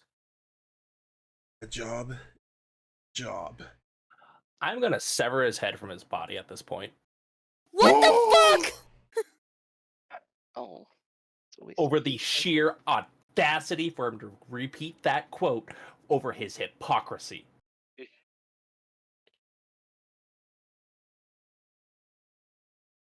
I'm not gonna stop him. Wow. Okay. He didn't even get the words out, and you took his head off. But we will go check out the slums to check on his family still. But Yes, I still hold on, keep the hold board. on, hold on. Hmm. All you hear is a "Daddy."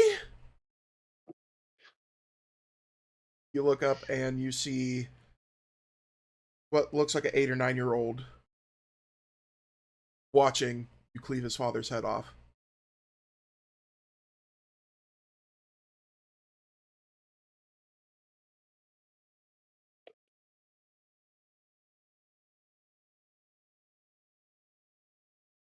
You may hate me for this in the future.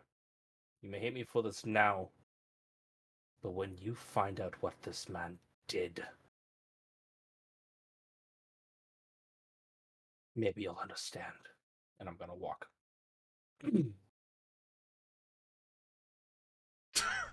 I just read I think I'm chat. gonna grab a smoke bomb and throw it on the ground so we can make a fucking exit. Fucking Christ.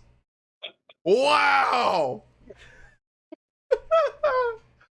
um I, I'm just gonna disappear into the shadows. yeah. I bring his kids to the bartender and say, bring him to the guards. So he's at least safe. And you guys are still heading towards the slums, right? Yep. Okay. I'm already there. I'm Yeah, out of wild flying at shape this now. point. Okay. So, Cassie, since you kind of brushed and beat everyone else there, you start looking, through some of the slum houses as you walk past, and you notice one that has been broken into, and you see blood at the doorway.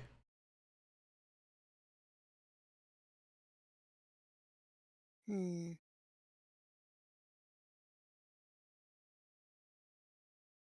I'm gonna peek into the house and see if I can see anything that looks out of the ordinary, like maybe like someone that's injured or something like that. A perception check.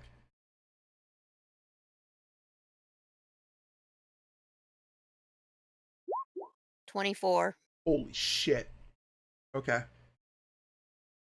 You see the exact person that you seen at the Wet Cauldron that killed Rourke, or attempted to kill Rourke.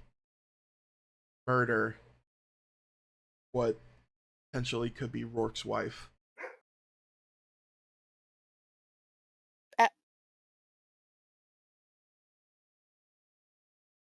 I'm gonna back up away from the door. Okay. And I'm just gonna wait for everyone to get there.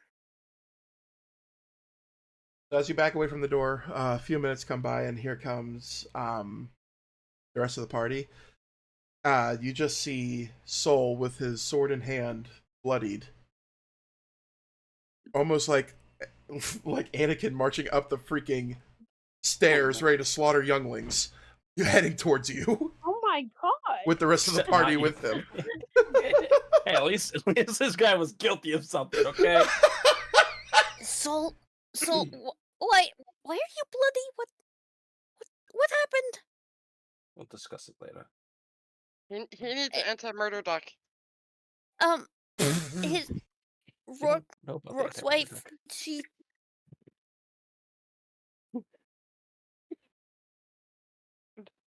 This is the house. mm-hmm. She's gone. Did you see anybody leave? No. Dash to the door and see if anybody's still inside. See him standing there, just ripping through this woman, like continuously taking a knife and just stabbing her.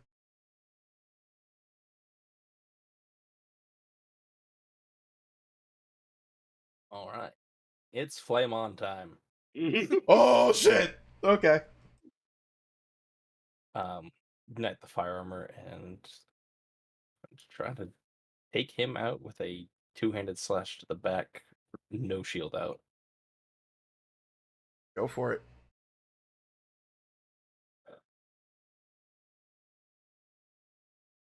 Oops, I clicked the wrong thing. You're fine. You're doing good. Doing great, sweetie. Dirty 20. Fuck. Okay. That's gonna hit. Oh yeah, that is definitely gonna hit. Oh yeah. So we're going to roll. Let's see. This is 1d10. I'm gonna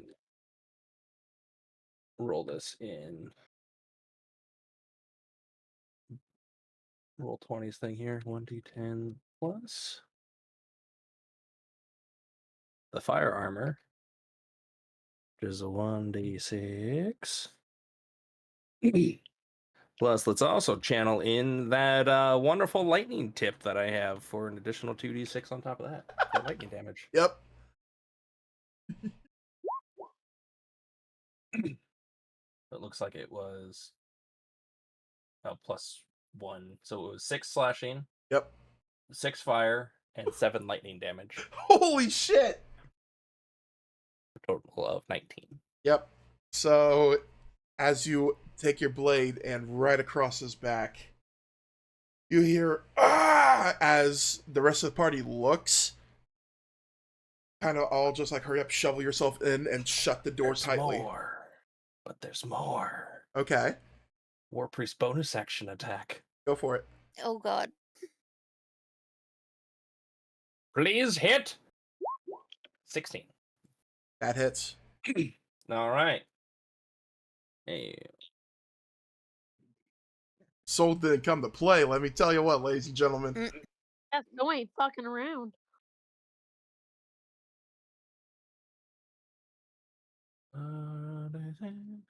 And sure, screw it. We'll keep on channeling those lightning charges into it on top of that fire. Yep. So it's 2 slashing, 1 fire, and 11 lightning damage for another 14. Okay. As you do that, again, he screams to the point where the party hurries up and shovels everybody inside. Then hurries up and closes the door. There is enough room in here, by the way. This is a 60-foot room, open floor plan. There's like a makeshift kitchen. Freaking house. Yeah. It's kind of like 6 houses built into one in the slums. So you guys hurry up, shut the door as he falls to the ground, unconscious and bleeding out. Oh, he's dying. Yeah, Oh, he's dead. brother, he only had like 20 hit points. Sort of happens when you just. You kind of overkilled. Oops. I will be nice enough for the moment while he bleeds out to cast Spare the Dying and keep him alive. Oh shit! We need information. Holy shit! Anakin, no! Oh my god. Okay. Oh Jesus. All right. Who has the high ground? I told the do, I can group, fly. be careful. He kind of made me feel like my bones were breaking when I tried to stop him at the bar. Tie him up. Maybe. Yes.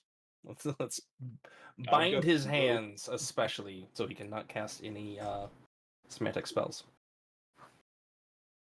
Holy When shit. he wakes up. Little thing. When he wakes So, up. I like what you're thinking, but why does he even need hands? I like your I like that. What is happening to the party? We are in that Walking on morally the gray path, area. stabbing a woman in a fucking slums. Did Like, I just just- walks into some poor woman's house that's falling apart and stabs her to death. Like, fuck this guy. I just turned the party into a bunch of criminals. Like we are in that morally gray area. Very gray area. Yeah, well, okay, well, let's count the waves, shall we? You slaughtered a man in public. He deserved it. In front of his child. In front of his child, in front of like at least 19 to 20 bystanders. Hey, that kid had no business being near that bar at that time of the day, all right? This wasn't like the local market street. That is a bar, and it has one purpose. Children shouldn't be around there in the first place. Oh boy. And And two, hopefully now he's got like, kind of like bad memories about that area, and he'll avoid it, and he'll be better for it. or And something with that, else is going to I happen. definitely go from being chaotic good to chaotic neutral. Yeah, I think you need to change that on your sheet. I think that this chaotic event needs to make you change that right now.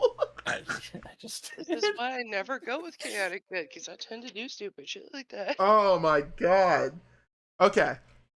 So after a few minutes, you guys bind up his hands, and then Soul just goes, "You know what? Fuck it." Slices his hands off and I will cut and cauterize the wounds with his feathers.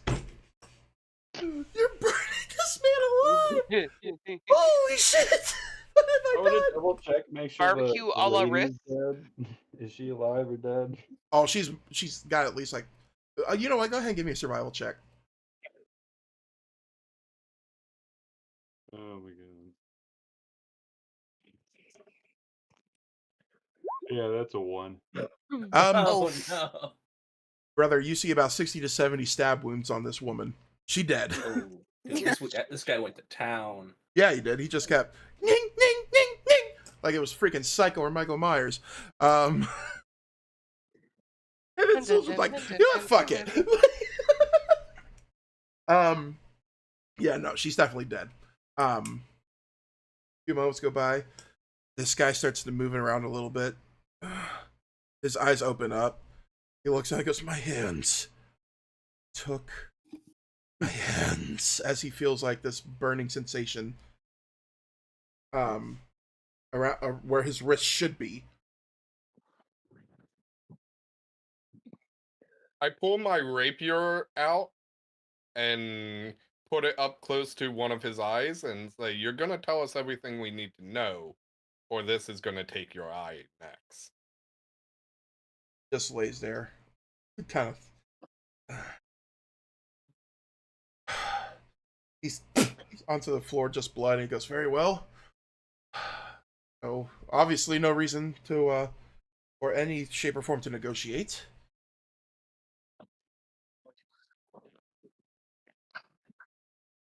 First off, who are you working for? Oh, goes by many names. One can never be true. One's true identity. But I have nothing to hide. I work for Lord Heskane.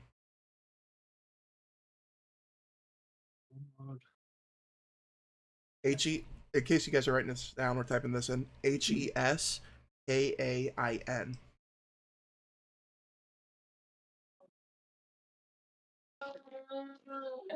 Can't sound familiar with this name. And Hand of the Green Menace.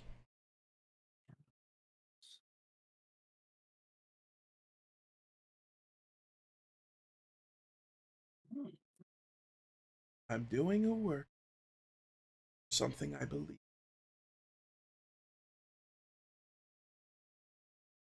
The work of a fanatic, then. And you believe in it enough to throw your life away. Because I believe. What was your mission? Well, at first, Lord Heskane just wanted Green City. But he's seen a bigger picture than he was told by his superior. And not just aim for the entire world. Then he thought even bigger and said, "No, not the world. This universe." By the way, how is old Odin doing? If you don't mind me asking. So far for now, he seems alive and well. For now.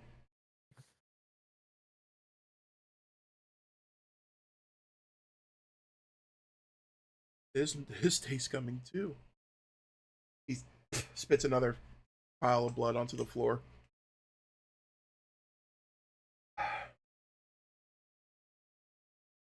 I believe we're in an era where all gods must die. Dying's a little extreme, isn't it? No, not really. Not when this world needs cleansing. Not just in the, well, not really in just this world, but the spiritual world as well. So far, we've gotten quite a bit of your gods by Odin What was the somehow to point escape. of the attack on the forest? Odin's strength lies with Owlins. That we know from, well, Lord Heskane's superior. If we attack the Owlins, it weakens Odin enough for the Green Menace to kill him. After all, he was created by Odin. He started out with a red flame just like you as he looks over to Sol. Yes, but after a while, that red flame burning hot. Envy. Green. You have no idea what power lies. Well, suppose that just means I'll have to burn hotter. Try. And I'm going to look over to Sanford and go, perhaps we raise our Owlin brothers to be even stronger. Stronger than the Owlins have ever been. And maybe then Odin will be able to stand up to the threat that faces him. Anything we can do to hold back this evil. Does Lord Heskane, where does he reside? Here, there, near, far, does it really matter? Him and the Yes, rest it of does our...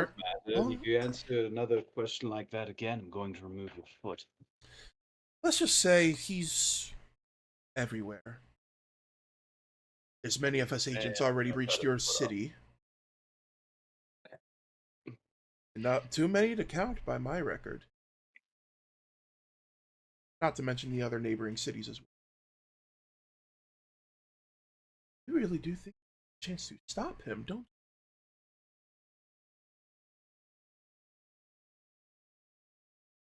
We've stopped worse, I assure you. You have no idea what bag of worms. I suggest you guys go away while you still have your lives intact. Because from here on out, it's just going to get a whole lot worse for you.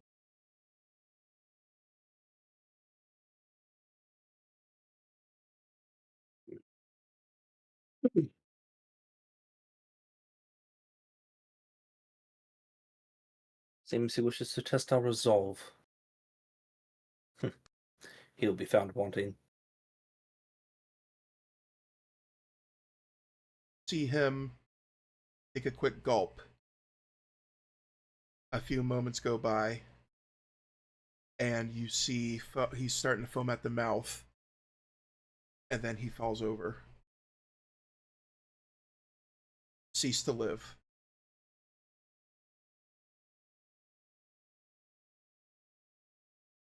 Why do they always do this? Die before you can get a good enough answer? I don't know. Well, we should check his pockets, make sure he didn't have anything to use. Something We'll that could do lead that. us, give us more hints. So, which one of you guys are checking his pockets? I would like to check his cause of death for poison. I'll check his pockets. Okay. So, cause of death. Go ahead and give me a medicine check. Come on, roll me pretty. 11. You believe that he created something in almost like a pill form that he had underneath his tongue the whole time. Once ingested, you believe that's been made with a powdering of nightshade and possibly something else that you cannot detect. Again, with nightshade being one of the key ingredients for poison. As for pockets go, you reach in his pocket and you find a sandstone key. almost Think it's- the same coloring as the sand down by where you guys were, and you found that wall. Almost mimics the right texture and everything. Guys, I think this will help us get into what's hidden in that wall down at the beach. You're right. That does look to be the same material. I will relay to the others my findings on his cause of death. Okay. Drink real quick. Role play here and decide what you guys want to do next. Poison. Oh, Coward's way. probably inform the guard of this. Basically the equivalent to a cyanide pill.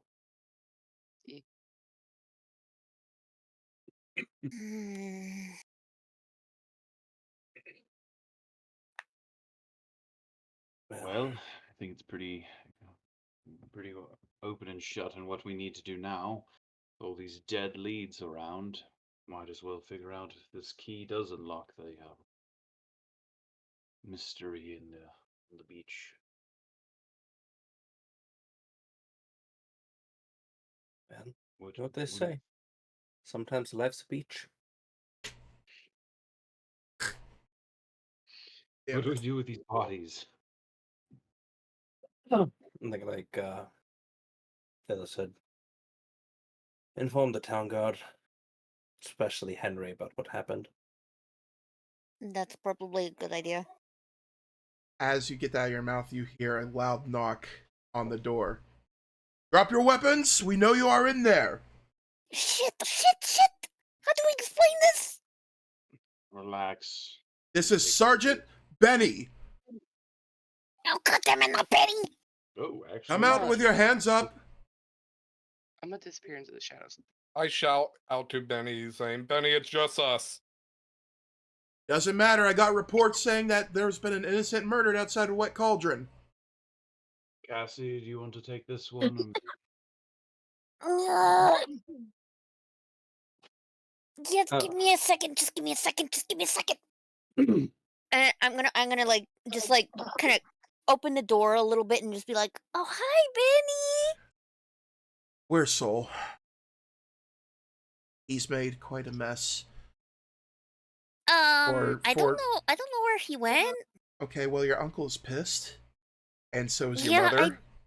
I'm sure they are, and I know Mama is really kind of scary. But I don't know where Soul went, and I'm just like waving behind me for Soul to like leave out the back. Jesus Christ.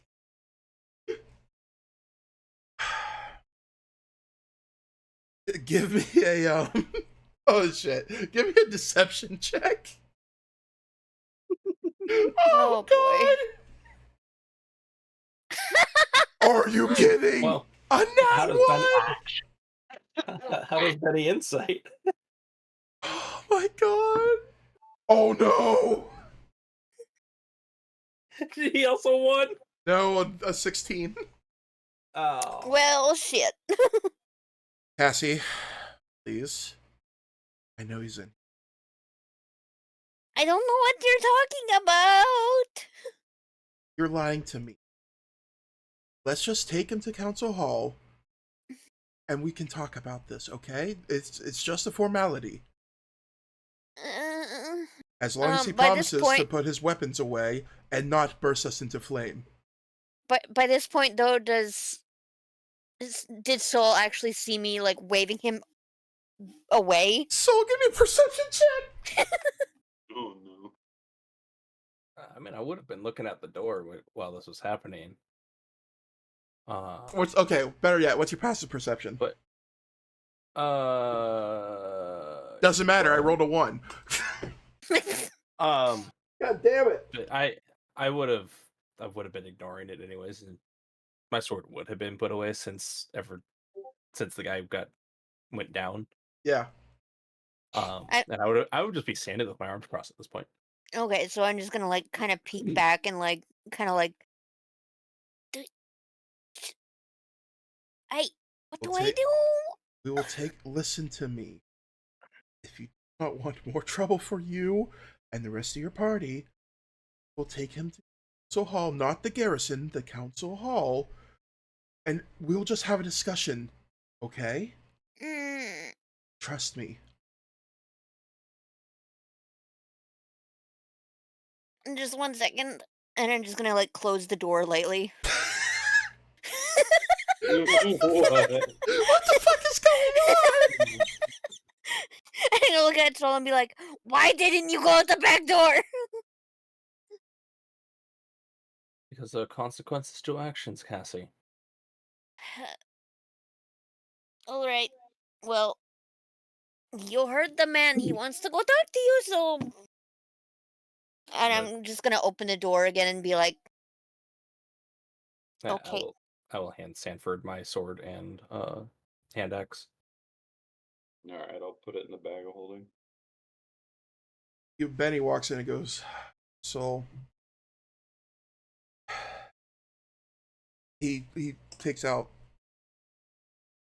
He looks at you, looks at the bindings, and goes, "I can't bind you for a bird."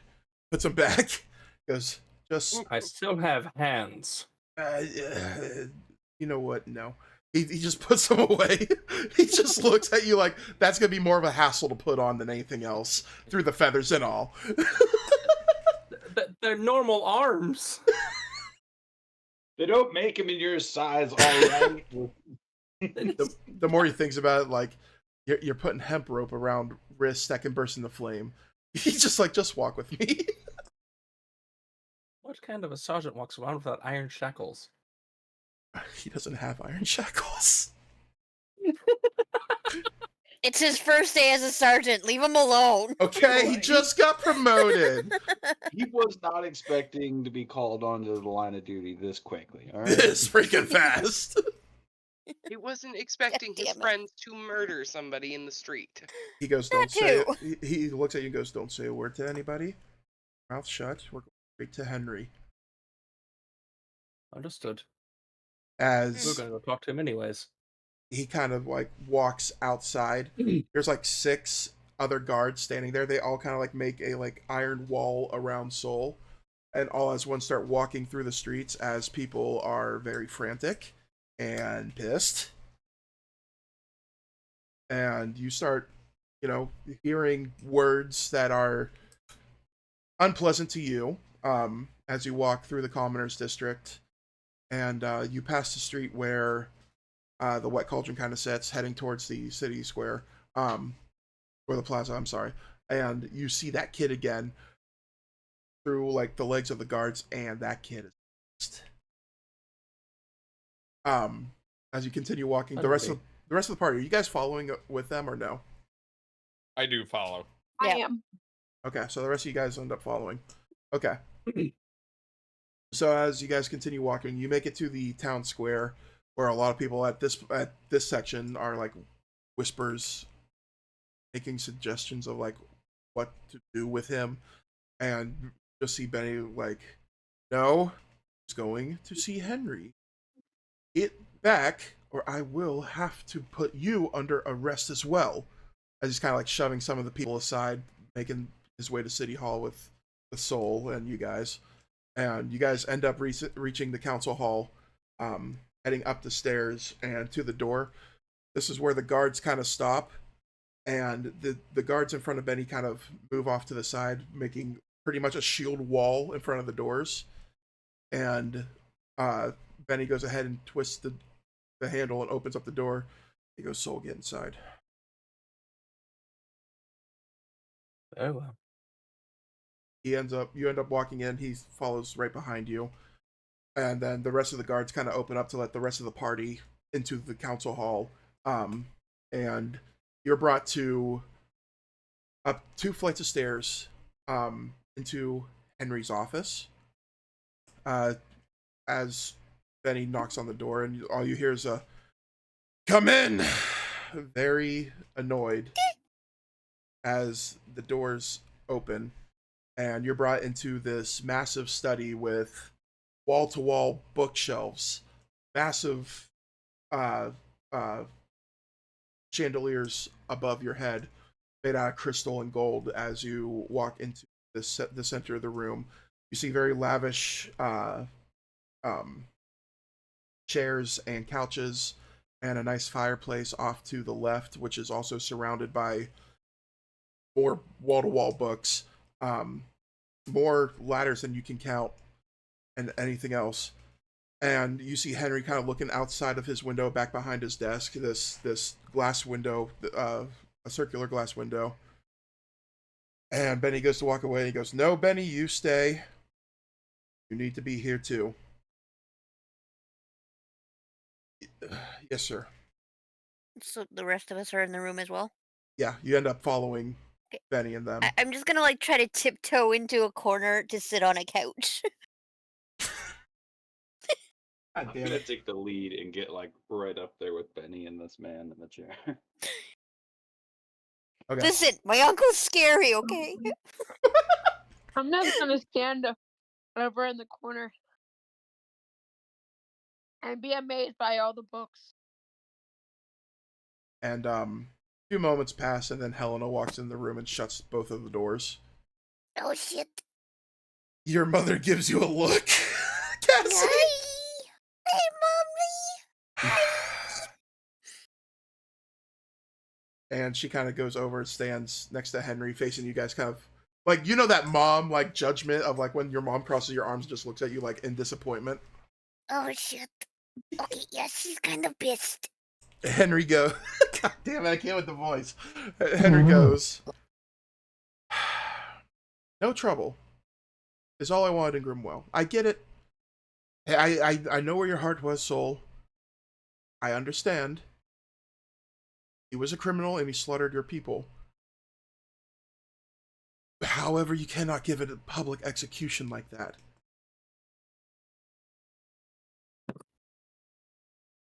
Henri, if I may. Soul or Sanford, no, not right now. Question for you. Should it have been ceremonial instead? He kind of like slams his fist down onto, turns around, slams his fist down onto the desk, and he goes, "We have 40 witnesses that stormed my office, watching you go into another home and shutting a door after a grown man has screamed. You've caused so much trouble in under an hour. The guy deserved it. I'm not saying he didn't, but there's ways to go about this that could have been handled more professionally than just a public execution in front of a man's son. Regardless, that man was a father. Yes, was he a piece of shit? Of course. But in front of his own son." I'm going to speak up and say, would you rather have us closed his eyes for him? This is not a joking matter. This is serious. I've spoke with the Council of Ravens about this matter while you guys were on your way here. Most of the council, as he glares over to Cassie. "We are letting you off with a warning. I have a mountain of paperwork to do and a lot of witness to try to convince of what the reality of the situation is. Because to those people, this was out of context. This was a public execution in Grimwell." Perhaps if we make an announcement to the people explaining this man's deeds, and he's the reason, single-handedly almost, why all these outlands are out on the west gate. We can do that. But for now, this is just a mountain of mess that I have to go through. I'm keeping you all here for a little while until things start to cool down some. He kind of like takes off his top hat, lays it on his desk. "This is your first and last warning, soul. If there's any other public executions within the city, I will hold you in contempt and you will be jailed inside the garrison. Please do not make me do that." I have a question though, Uncle Henri. Do you even have any cells that are designed to hold a firebird like him? He gives you a glare. Sorry. I think we can do something like that. We can arrange something like that. For now, just head into the council area. Head down to the Council of Ravens area. And just stay there for a little while until the heat dies down from this. No pun intended. As he looks at Soul. You... I can see why you call yourself the Chaotic Casters. Because this is certainly chaotic. What do I we chime in and say to Henry, you may want to go to that house that you got us from. We got the guy who killed his wife. And he is dead inside that house. I'd like to say he killed himself. We did not kill him. Yes, that's pretty He evident. killed We did himself. take his hands. We did take his hands, but we did not kill him. He was a magic caster. We had to. Okay. Okay. But I need some more additional information so that way I know what to say in front of the people. Why did this man kill himself? Well, To prevent us from getting information from him. not to say that we didn't get any information from him. Is he related to anything? Yes. Yes. He's the Yes. one, in part, that hired the assassins. Okay. The men that staged the attack on the forests. That elf is working for one Lord Heskane, Lord Heskane. who Okay. was one of the hands of what he said, the Green Menace. Puzzled face comes from Henry looking at you guys. So, we have a cult that's being ordered by a Lord Heskane, who also is apparently the hand of the Green Menace? That is Yeah. what he said. This has been all of the year so far. Fine. I will write a report, and I'll make sure that the people of Grimwell know that execution is because of certain of gang-related activity. Henceforth, he's a criminal. Should be easy to convince the 45 people to back off my neck. Decide to storm my office. That sounds like you need better security. Indeed. But I'll do my best to not slay another alleged innocent in the street. At least without keep a him trial. alive. Please. Now, Unless he deserves it again. no. If there is another Thank you, one, Rob. not only will he be suffering, but you as well. Do not force my So- hand with this. I have a question. What? In an unrelated business, do you possibly have any books about teleportation related to bags?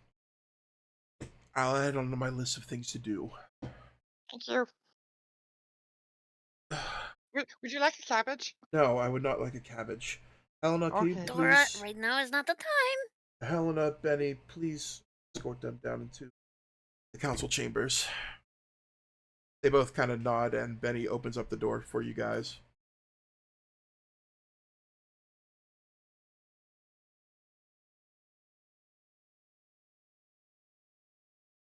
You guys following? Yeah, we have no choice. Yeah. When we do, but we don't want to piss him off anymore. Yeah, he like you. I'm pretty sure you saw a vein pop out of his neck at least several times throughout that whole interaction. So you guys end up. I still think I'm more angry than Henry is. Yeah. So this is what a chance for all of us to roleplay right here as we make ourselves to the council area, or the hidden council area. I'm sorry. I'm gonna look over at school and be like, even though you got in trouble, that's still badass. So you said not to do it inside the city. So next time you're going to do that, outside the city first. There shouldn't be next time. We didn't even know what was going to happen this time. It should Just kind of Cassie, it should not have happened at all. I get it. I know. I've killed people too. It wasn't on purpose. It I was know. kind of. I understand. It wasn't but your really uncle, an accident either. I understand, but without context is the problem.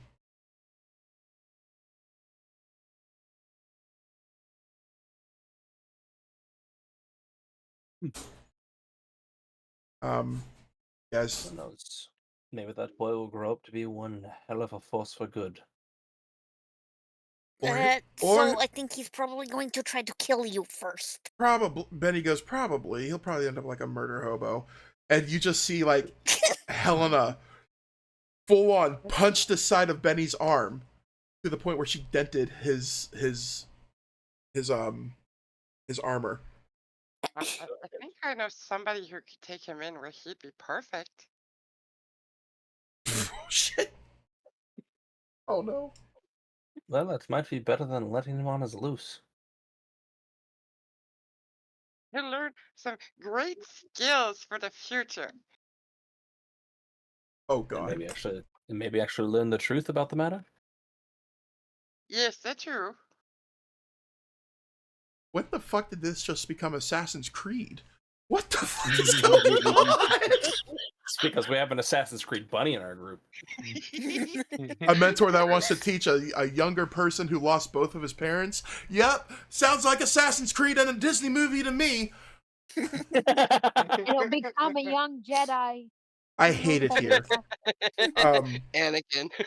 After about 5-6 minutes, Helena whispers the secret word, and the doors open, and you guys head down that long hallway into the massive atrium that is the Council of Ravens.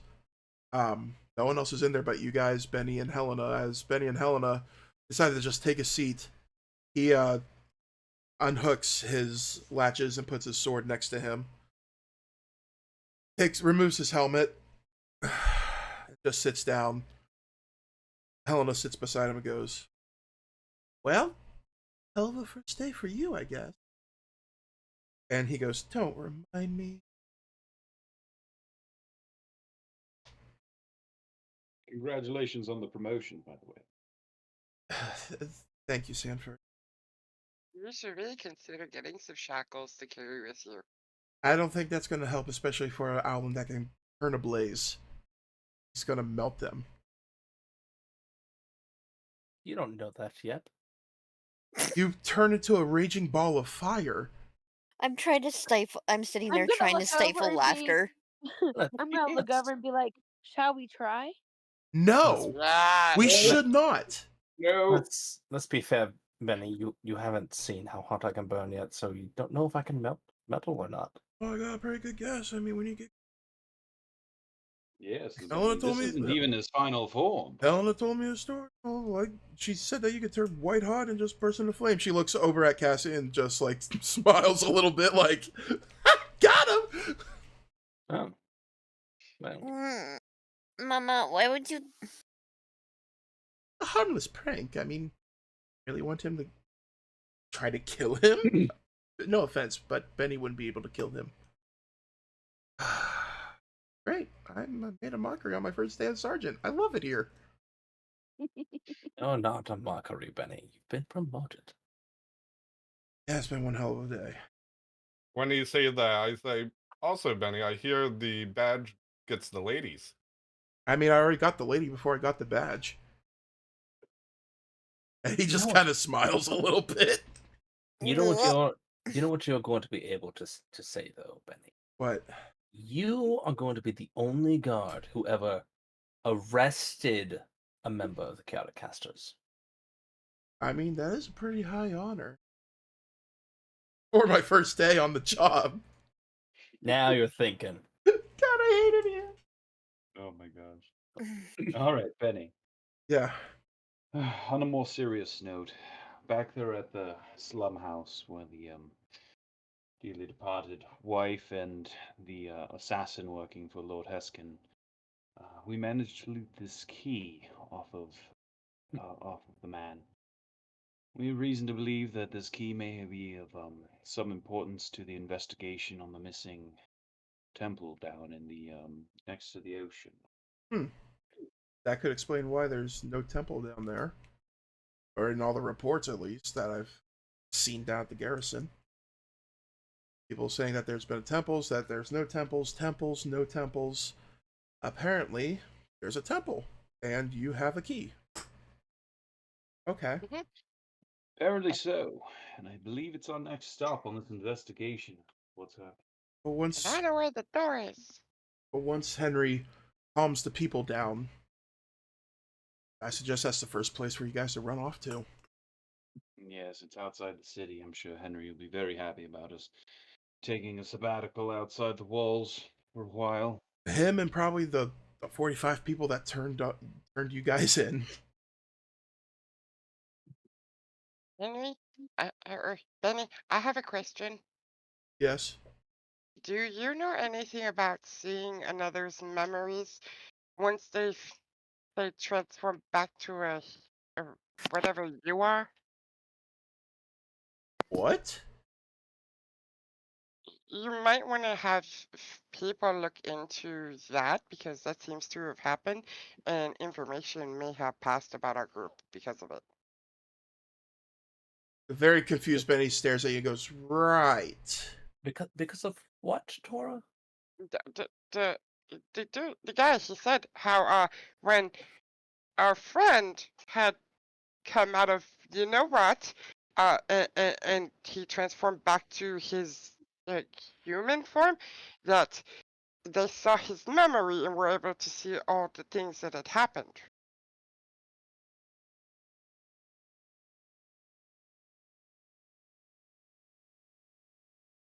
Right. I'm lost. Okay, so for context, what she's mentioning is when you guys killed the assassins at the camp and reached into the one guy's pocket and then he vanished. That's what she's talking about. I Ah. was confused. Then he goes, okay, I guess we could look into that matter as well. I'll see what I can do. Also, Benny, we may have been tormenting a little halfling that does newspaper. You mean the one Yeah, that he ran may into the want to- forest? tormenting him.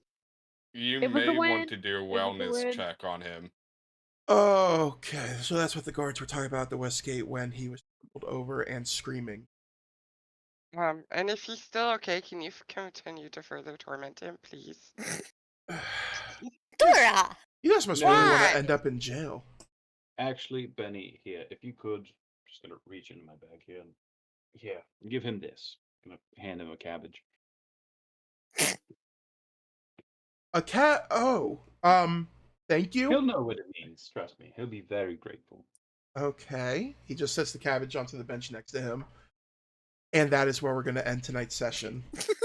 What the fuck? So we're in prison. You guys are murder hobos. No, only Solace. Look, okay, we have kept people alive We're for just information. bystanders that didn't stop him. We have not outright killed everybody. We have kept people alive long enough to get information out of them before killing them. Oh my god. What Also, I'd like to mention we're more into psychological warfare than we are into murder. Obviously. That We're poor about to child. We're a bunch of sadist hobos. I feel bad for that kid now. He's scarred for life. Psychological warfare So- Yeah, this was definitely derailed. Derailed, but also followed with the story at the same time. Yeah. What the fuck? I like your idea of him becoming a Sith warlock. I don't like that. Hey, Yes. I'm gonna be fair to you. You had him keep repeating that line, even in that moment. Yeah. You had to have known Soul was going to end him if he said it again. Yeah. I did. Yeah, you were right. I wasn't expecting that. I was sitting here like, what? Like Saul He just was enough with his bullshit and just went, okay, fuck it. Shing! So many times. he did threaten him in the house. Multiple times he said he was going to kill him. Yeah. At least he held up Well. to his oath. I mean, I can't be mad at that. Yeah. Oh my god. Anyways, y'all, thank you so much for watching. We are going to raid out to a wonderful person tonight who is playing Baldur's Gate 3. So going from D&D right to more D&D. Thank you guys so much for watching. This will be on YouTube later this week. And if you're watching from YouTube, catch us next time at... Where's my calendar? Be right back. No worries. On December 17th. December 17th. For more D&D. This has been a fantastic group of players. We are having an absolute great time. Even if the derailing matches the story, which That is will be our last session before until after the new year. Yep. the 17th will, yeah. Holy crap. That's crazy. But anyways, thank you guys so much for watching. We love you guys very much. Have a good night, everybody. Bye. Put the bunny in the bag.